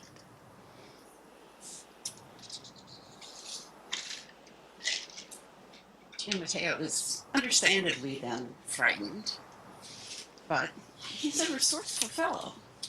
So he goes to the King of France and he says, "Oh, dear King, I told you that there are some demons who are so malicious that you can't deal with them. But will you please join me in a final experiment?" And so the king, who of course wants to get his daughter cured, says, "Okay." And the king agrees to build a huge platform in front of the Cathedral of Notre Dame, big enough to hold all the nobility of Paris. And on this platform, there's also going to be a big altar so they can hold a mass there before the exorcism is to take place. And they do that the next weekend. And then Gino Matteo also asked the king, when the exorcism is taking place, I'll do a few rituals, but I want you to arrange for there to be a band there of at least 20 men playing very noisy instruments, cymbals, drums, horns, etc. The king agrees. So the devil, looking out, thinks to himself, "What's going on here? Why are all these people here? Doesn't this stupid, lazy peasant know I've seen the pomp of heaven and the pomp of hell. He's not going to frighten me." And so he watches the mass, and he watches Gian Matteo talk to the woman. And then Gino Matteo raises his hand in his hat, and the band, making this huge noise, starts marching. So Gino Matteo, what's going on?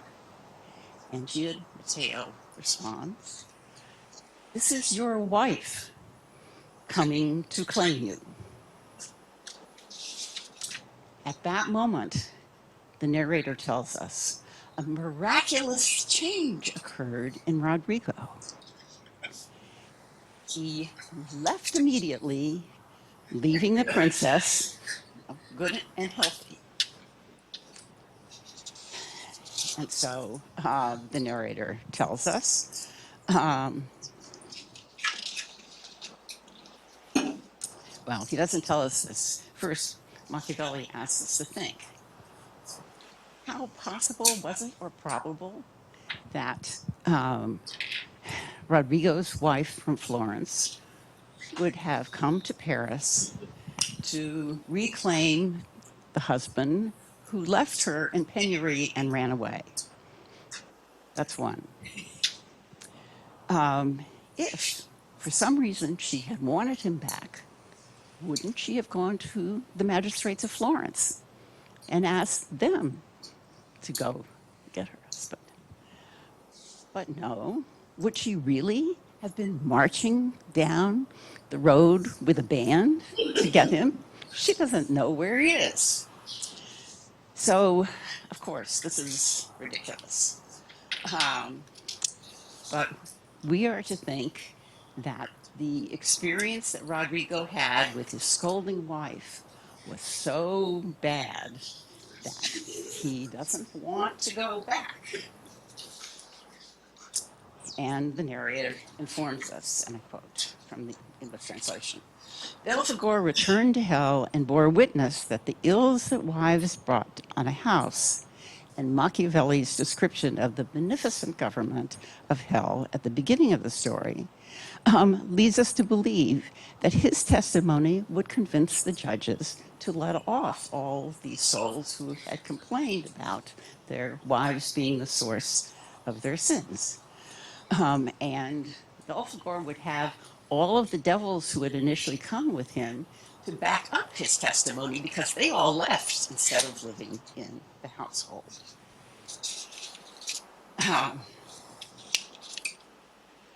But if we readers just sit back and think for a minute, if that judgment had gone through, that would have amounted to the erasure of most, if not all, of original sin. So this is a revolution in hell that would have caused, I think, a revolution in earth. This is Machiavelli's plan.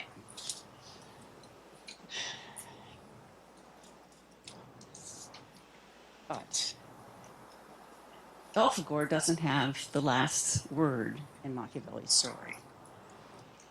The very last sentence,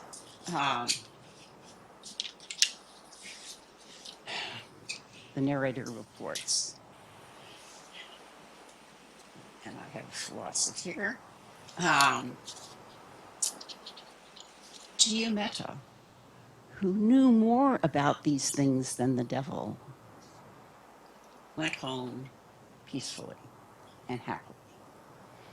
And so if we ask ourselves, what did Giametta know about these things, and what are these things that the devil didn't?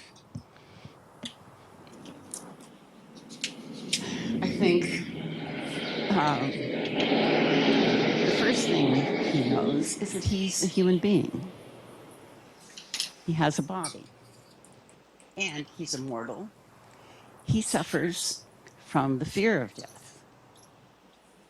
There is no suggestion in the story that he is married or that he has any intention of becoming so. He was too poor before, basically, to get married. What has the peasant experienced? He's experienced poverty. He has experienced two governments, first Florence and then France, who have asked him to do an improbable, if not impossible, feat and threatened to kill him if he didn't. So Giametta knows that there are worse sources of suffering than a scolding wife.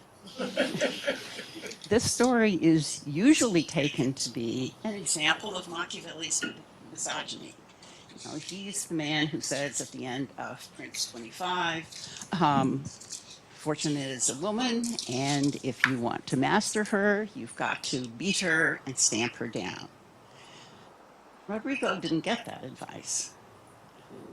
But this story does not actually support, I think, the proposition that wives are responsible for all sins.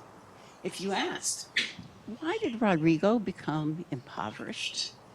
Why did he flee imprisonment? Was that really the force of his wife, or the fault of his wife simply? Wasn't it the case that he also enjoyed the pomp and having people look up to him? Wasn't it the case that he couldn't say no to her or to her family? Wasn't it the case that he wasn't able to control his own passions? And they aren't, in this case, they don't seem to be predominantly sexual. Worst of all, the devil had agreed to suffer the inconveniences, to use a Machiavellian term, of the human condition. But it was okay for him to escape if he could think of a way out. But the devil isn't clever enough to think of the way out himself. It's the peasant who is resourceful enough and inventive enough to think of the way the devil escapes from the Florentine magistrates and to think of the way he can escape from the snares of the devil. But my final word on this story is, because I think Machiavelli flips everything as he goes through, it's very ironic. Gio Matteo may have unintentionally saved the souls of men from damnation, not a small achievement. But he isn't a hero. He did not save the souls because he intended to do so.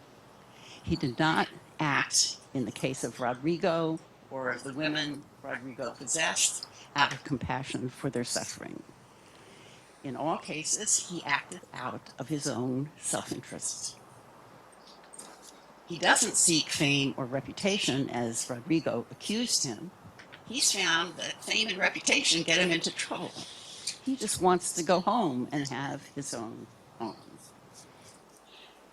So, like the common people, according to Machiavelli in Prince 9 and Discourses 1-4, Gio Matteo wishes not to be commanded and oppressed. He doesn't want, like the Grandi, to oppress and command others. So I think if there is a moral to Machiavelli's story, it is that we should respect the practical acumen, resourcefulness, and courage of the common man. But we shouldn't expect too much of him. And that's my dig at John McCormack. There is a reason Machiavelli addresses his longer, more serious works to potential leaders, despite what he knows about their avarice, ambition, and rapacity. Thank you.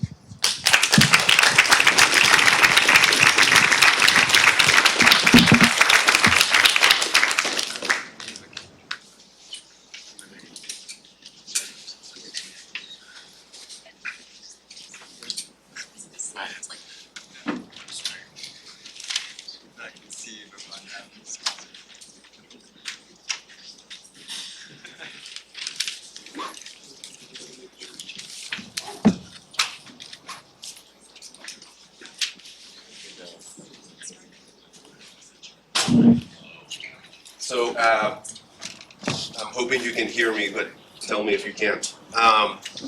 First of all, I want to thank Professor Sullivan for organizing this and for the invitation. I'm delighted to be here. She played a big role in the society and also in the behind-the-scenes organization of the first conference of the International Machiavelli Society, and unfortunately didn't make it to the conference. And so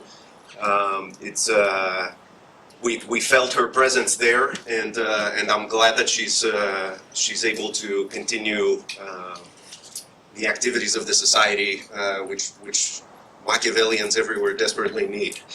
So I'm simultaneously happy and sad. I'm sad because, despite the fact that my name doesn't start with Z, she placed me last on this schedule, which means that I have very hard acts to follow.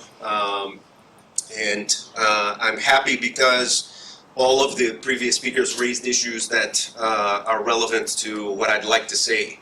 I'm also happy because I see many friendly faces, because if there weren't friendly faces, I would be very reluctant to try what I'm going to try to do. And the reason why I'd be reluctant is because for a very long time I thought that the topic that I'm about to take up is self-evident and presumably very well treated by scholars of Machiavelli. But real experts of Machiavelli, whom I consulted, assure me that that's not the case. And so I'm hoping that Professor Zucker can correct me.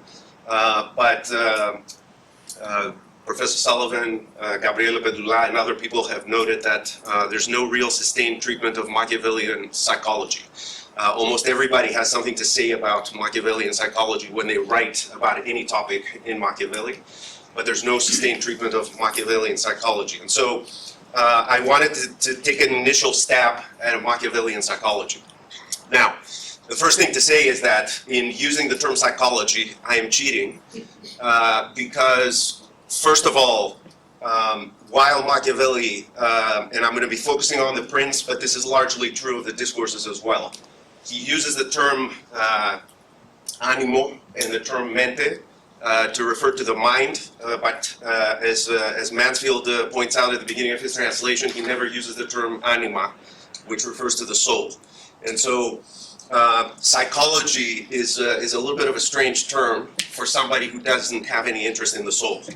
And so it's an anachronistic use in the sense that I'm using it in the way that a layperson might understand it today, to refer to this nexus of the mind/soul, although many people don't even believe that there is a soul. So it's psychology in this rather mundane sense, as relating to the way the human mind works and how somebody needs to take that into account in order to think about politics and especially practice politics.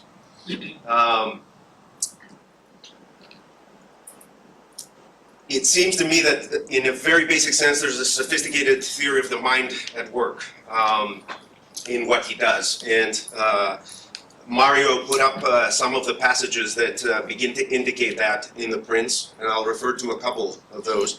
But it struck me that maybe the best thing to do is not simply to refer to generalities about how this happens in The Prince, but to pinpoint a particular instance in which he himself describes himself as doing what I'm proposing he's doing.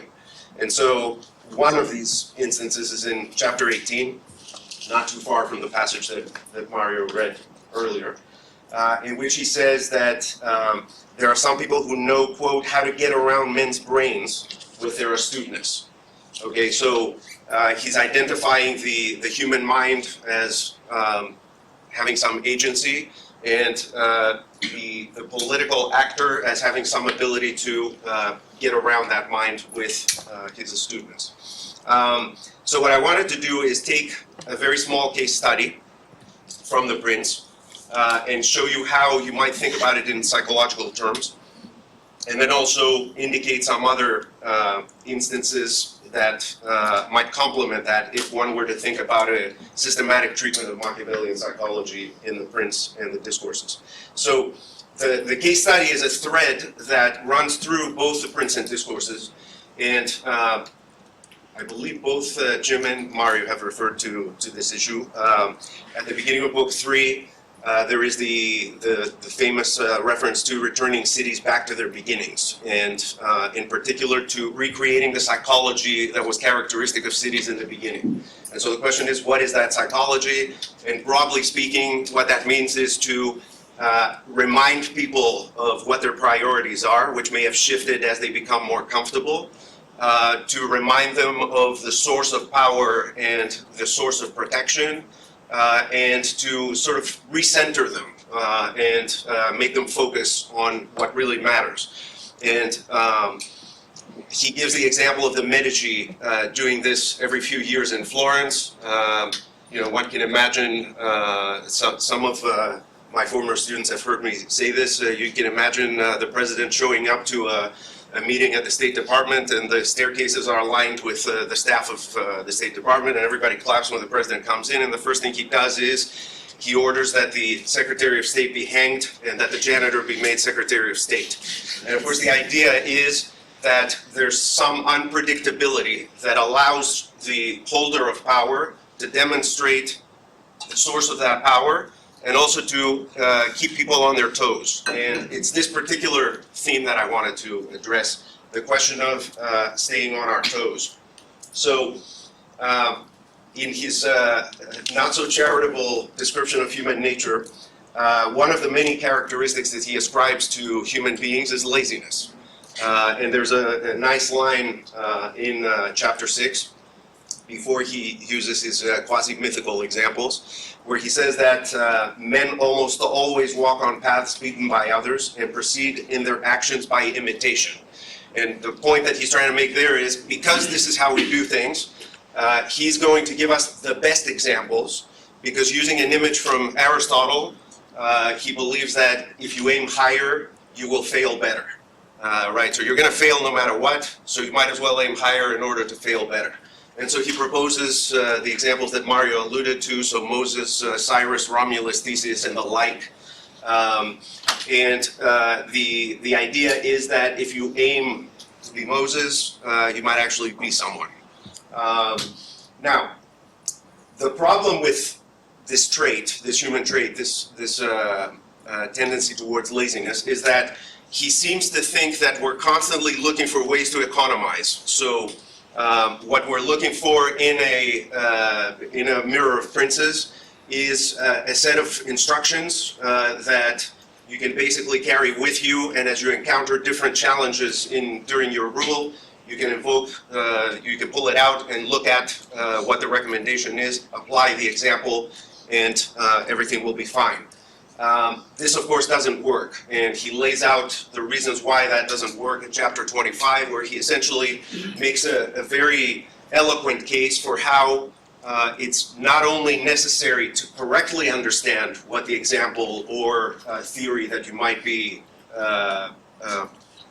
trying to apply is, but also to understand the circumstances that you're facing. Because if you try to apply the lesson even correctly understood to circumstances that are different than the ones in which it was initially applied, that's going to fail. And so he goes through a series of descriptions of cases where the one doesn't match the other, right? So two people doing the same thing in different circumstances, they both succeed, and so on. And so in variations on that theme to show that there's really this desire for economy. Yes? This is kind of an arbitrary point, but why does he call it like a mirror for princes, not like kings or? Why is it a mirror for princes? So I didn't get the question. I don't know. It's just like an arbitrary term. Like you call them like rulers and stuff.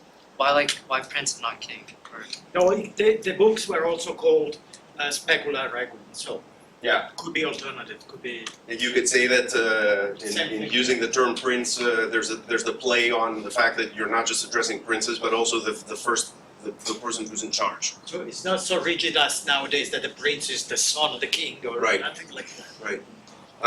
So, given that you need to correctly interpret the past, correctly read the examples, correctly read the circumstances, and do the application of the lesson, this means that you've got a lot of mental work to do. And if your tendency is to want to economize and to be lazy, something is likely to fail. I'm going to seek repose, and if I do, I will be incapable of applying these lessons properly. So, given this desire for ease and comfort, and the desire for prepackaged solutions, so to speak, economical answers to problems, he cannot possibly think that simple maxims, the kinds of things that you see in the titles of the chapter of the Prince, which read like maxims, mottos, lessons, and so on, that they will work. It goes against this reading of the audience. And so the solution has to be, so to speak, structural, in the sense that he's got to build in some mechanism that is going to force the reader to do the work that the reader doesn't want to do. And here I'm on very well-trodden territory, because there have been a lot of very good demonstrations of how he does this with specific concepts. One of the most famous ones is his treatment of Agathocles, another person who nobody had ever heard of before, if you read the description of the Oxford Classical Dictionary, he's one of the biggest losers in antiquity. There was a damnatio memoriae after his death because he was so incapable at receiving, and yet Machiavelli devotes a page and a half out of a short book of not even 100 pages on to Agathocles. And there he engages in an exercise which, among others, Victoria Kahn has demonstrated is a really sophisticated way of revisiting the concept of virtue. And for those of you who don't know it, let me just sum it up by saying that he makes it seem as though the second sentence negates the previous sentence. And so you read something and you say, okay, I get your point, and then you read the next sentence and it seems like it says the opposite of what the previous sentence said. And if you at some point, even the laziest of readers will say, wait a second, what is going on here? Okay, so he says, things like, if you consider Agathocles virtue, blah, blah, blah, blah, blah, yet one cannot call it virtue, wait, you just did. And so there's this back and forth, and what he's trying to do is to get you to eventually sort of wake up and realize that there's something fishy about this presentation. And there are many things happening, which I don't want to go through in detail, but let me just say that Among other things, what he's doing is the kinds of things that the previous speakers have alluded to. So subversion, let's say, in the sense that he's challenging conventional ethical terms in the way that Mario demonstrated the mirrors of princes normally use. He's challenging maybe Christian conceptions of virtue. One thing that's pretty striking is that a contemporary reader of Machiavelli, upon hearing the term virtue, would have agreed that this must refer to something positive, and yet that person would have been trained in Greek virtue, in the various varieties of Greek virtue, so Platonic virtue, Aristotelian virtue, and so on, but also Roman virtue and also Christian virtue, and Roman virtue and Christian virtue don't go together very well.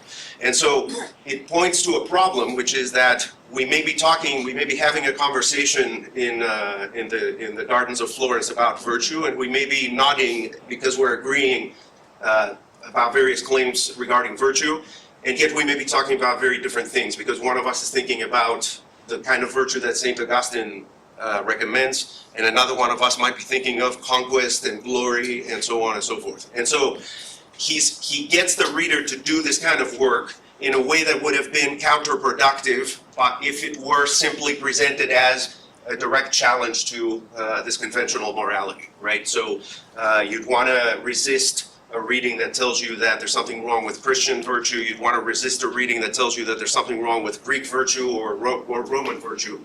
And so he sort of drags you along and brings you to this realization because you're the one who's doing the work. And yet you're doing the work despite the fact that you're lazy.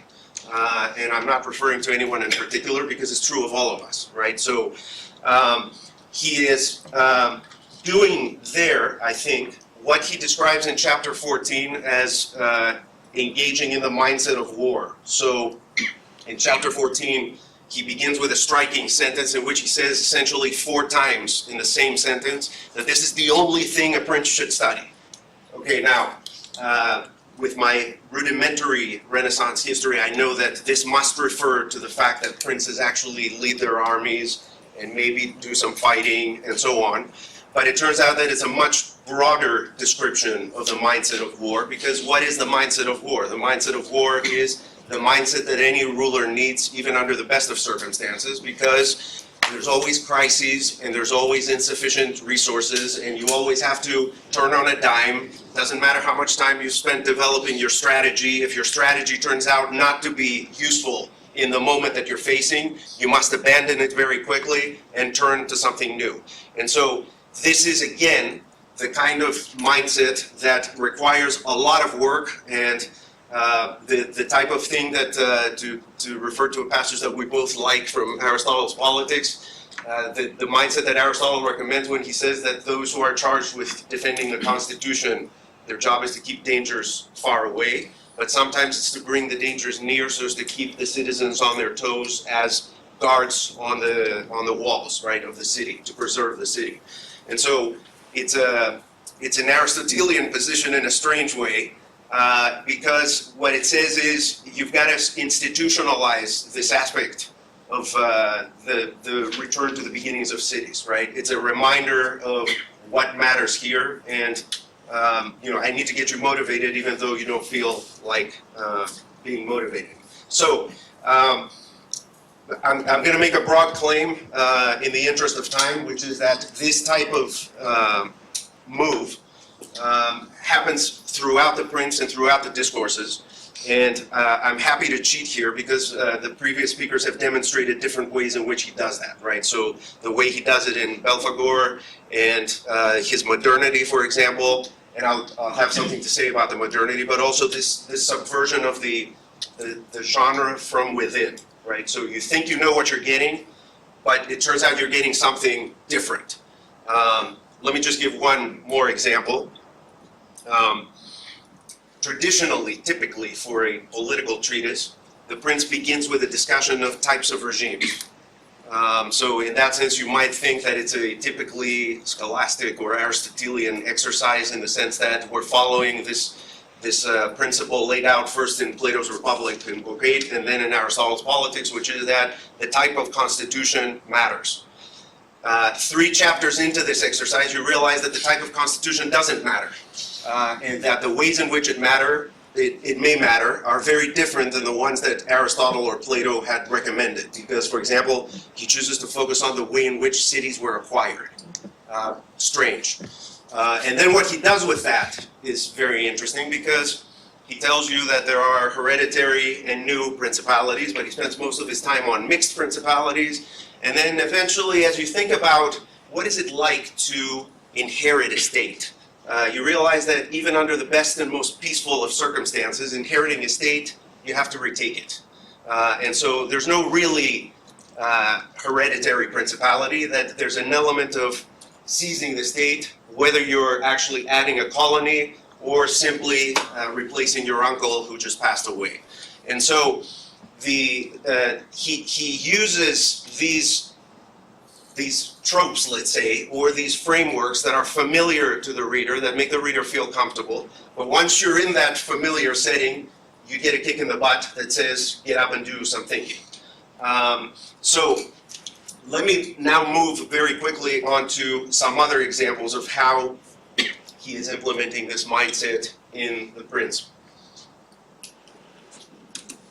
There's first of all the example of the provocative epistle dedicatory, in which he recommends that the perspective of both the prince and the subject matter. And here I was hearing echoes of what Jim was talking about earlier, in the sense that he's doing something which is in some ways very old as Plato's Republic, but he's also doing it in a different way and in a new way.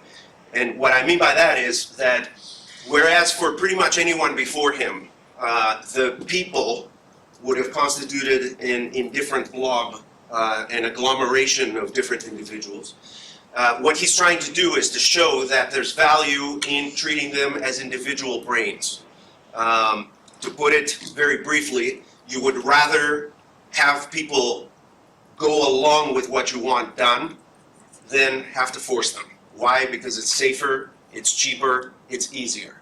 And so this is a different perspective in the sense that whereas the prince looking down would have seen a mass of individuals, but focusing on the mass, he's focusing on the individuals and saying that there's a way for you to take that A, seriously, which is a new thing, and B, put it to good use in practical terms. But that again requires that you abandon this comfortable position, which is that as the prince, you have a certain expectation about your relationship to your subjects. Another example of this is the extension of this exercise of Agathocles to other terms. So as people who have read The Prince know, he devotes a series of chapters to the reconsideration of very familiar terms, right? So generosity and stinginess, everybody knows what those mean, and yet he turns them around slightly and shows you that there's another way to think about them, thereby introducing new possibilities, the kinds of things that Mario referred to as prudence. And then his controversial suggestions regarding different policies which would have been seen as matters already resolved. So for example, only a crazy person would recommend that you don't need to have a fortress. And yet he does. And yet he tells you that there are many disadvantages to having a fortress, and that perhaps you should think about something else, which is the subjects and how the subjects are going to feel as a result of you living in your fortress. So that's one aspect of it. Another is cavalry. It's a no-brainer that cavalry is preferable to infantry, and yet he points out that if your riders are useless, then you have a problem. So again, it's the people, it's the individuals. And of course, probably the most provocative of all, which is arm your subjects. And you know, any mirror of princes would have thought that arming your subjects is a very, very bad idea, very dangerous. But of course, he uses an interesting phrase, which is you have to make them your own.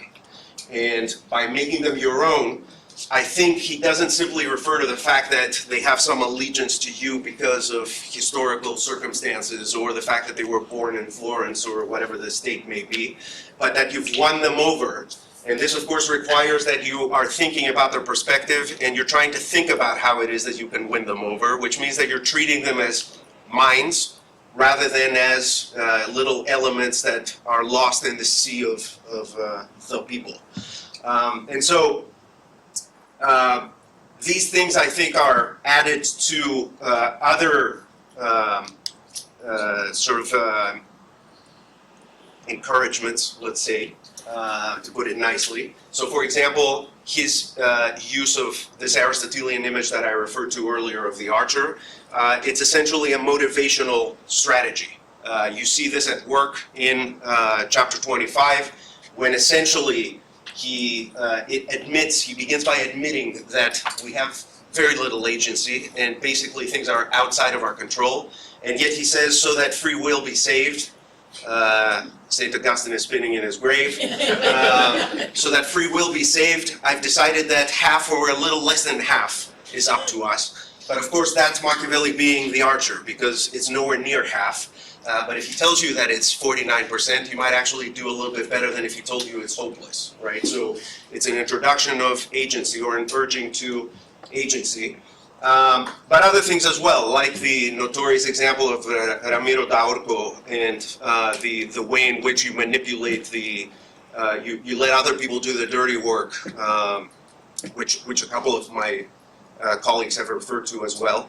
And so, the knowledge of knowing when to be good and when not to be good, and to use it and not use it according to necessity, so that the sort of the pair to the passage that Mario read earlier from chapter 18, but in chapter 15. And so essentially, again, no simple approach to the question of morality, no simple approach to the question of prudence, but an ability to read the circumstances and adapt to the demands of the circumstances. If the circumstances demand morality, you can do that. If the circumstances demand deviation from individual morality, you can do that as well, and that will be fine.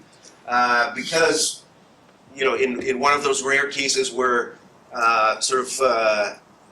common wisdom summaries of thinkers which are usually terrible, in this case it actually works pretty well, the ends justify the means. And so you have to consider what it is that you're trying to achieve, and as Mario said earlier, Churchill justifies a lot of his policies by pointing to the salvation of the state. The biggest reason, I think, for studying this topic is that this, as I said, is this first, to my mind, and I'm curious to hear people's views on this, the first real articulation of this idea that you need to take the mind seriously.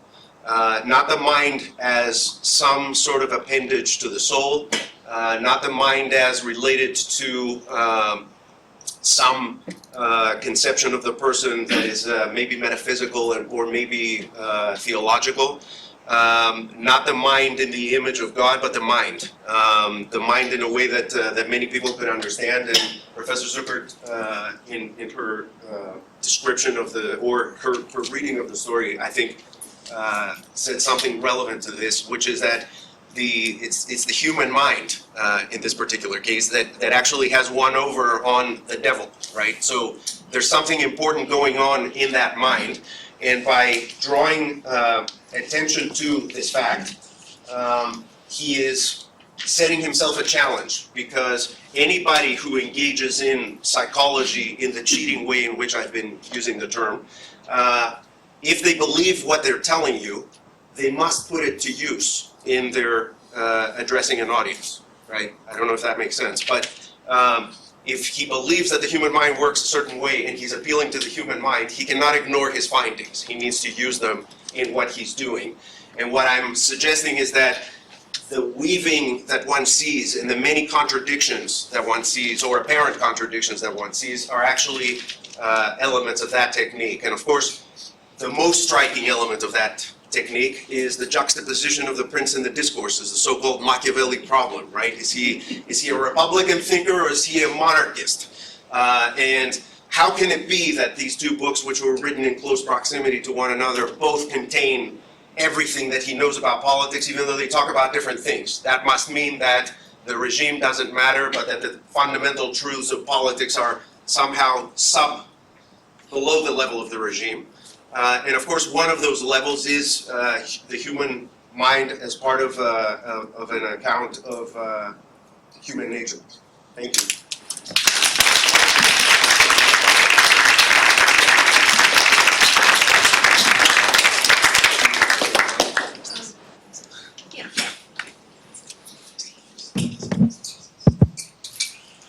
thank you so much to our panelists. It was really, I think, an extraordinary afternoon.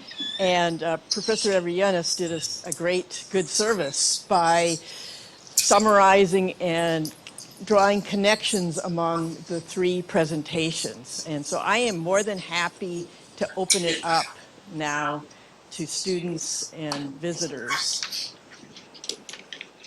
Okay, I have a question. I'm the captain now. Exactly. So Professor Yeverianis at the end of his talk talked about chapter 25 of The Prince, where Machiavelli enjoins human beings to go out and conquer fortune. And that's been a theme today. And so I think one theme I really want to pick up on is the issue of human agency that he's encouraging. And Machiavelli is anything but humble, because in that chapter 25, he says, and it's a rare instance of Machiavelli using the term, the technical Latin term for free will, but he says free will. And so in his very humble fashion, he says, so that our free will not be eliminated, I will judge. So it's my judgment that will bestow, that's how it's framed, free will. But there have been some other issues that have been going on, which is sort of his concern with subversion and sort of sotto supra, turning upside down a genre. And so I'm wondering if he's thinking about in the future his own genre and how he might have to turn that upside down to give future readers some type of agency. And in Professor Zuckert's paper, she said that the Jean Matteo got into trouble because he was going around bragging that a devil had taught him some things. And then the devil abandons him and he has to be out on his own. So one thing I'm wondering is that it's probably anachronistic to say that Machiavelli knew that he was going to be called a devil, but he certainly was after the fact. The Jesuits called him a devil. His name in England was Old Nick for the devil. So whether he's like, yeah, maybe you can use me, but don't use me too much. And really ultimately what we need to think about is how to be prudent and accommodate ourselves to circumstances that cannot be learned by route. So that's, would you like to comment on this? My version of this would have been, I think Machiavelli willingly took a bad reputation in order to have the effect that he wanted. And one part of his teaching, at least as I understand it, is if he takes all the credit, which he says an advisor at the end, towards the end of the discourses, will never get, then he won't get anyone to follow his advice or recommendations. So he has to leave them the agency and the credit. I guess I have the mic. Now, there were people who had their hands up. So just one quick thought, which is that if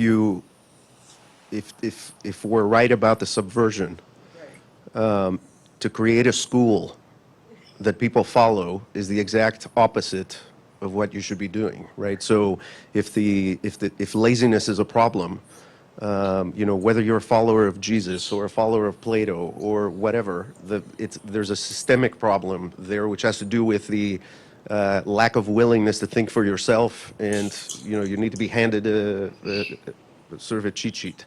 And so I agree. I think that he's aware of the danger of creating Machiavellianism as something that is simply to be followed. Right. Terrific. Thank you. Jahan, I think you had your hand up. Yeah, I can project. Yeah, he was debater. He was president of the debate club. So thanks so much to the panel. One question I had that was really bothering me as I frantically flipped through the pages on the plane ride over here is the sort of tension between memory and all the immutable characteristics of human nature that y'all all touch on. So, you know, he talks about how in hereditary republics you can add on to it like a dentation, how, hereditary principalities, how republics are more difficult to conquer because there's more hatred, and memory of ancient liberty. And Discourses 116, man in nature is ferocious, brute, liberty-loving, but can be tamed by some kind of subjugation or education in subjugation. And, you know, I'm wondering how y'all all reconcile the issue of, well, there's certain things we remember well, but he also says that men in all times are wicked and they're not good. Say a little bit more about the last part. So I think everyone talked about how there's certain immutable traits to people. He says that, you know, people in all times are wicked. But I feel that, like, at least I was bothered when I was looking through it again by how many times there's certain things that people learn, whether through memory and like defending a baron in Prince 3 and, you know, having some kind of ancient love for someone. And I was bothered by how that relates to the idea that people are the same in every era.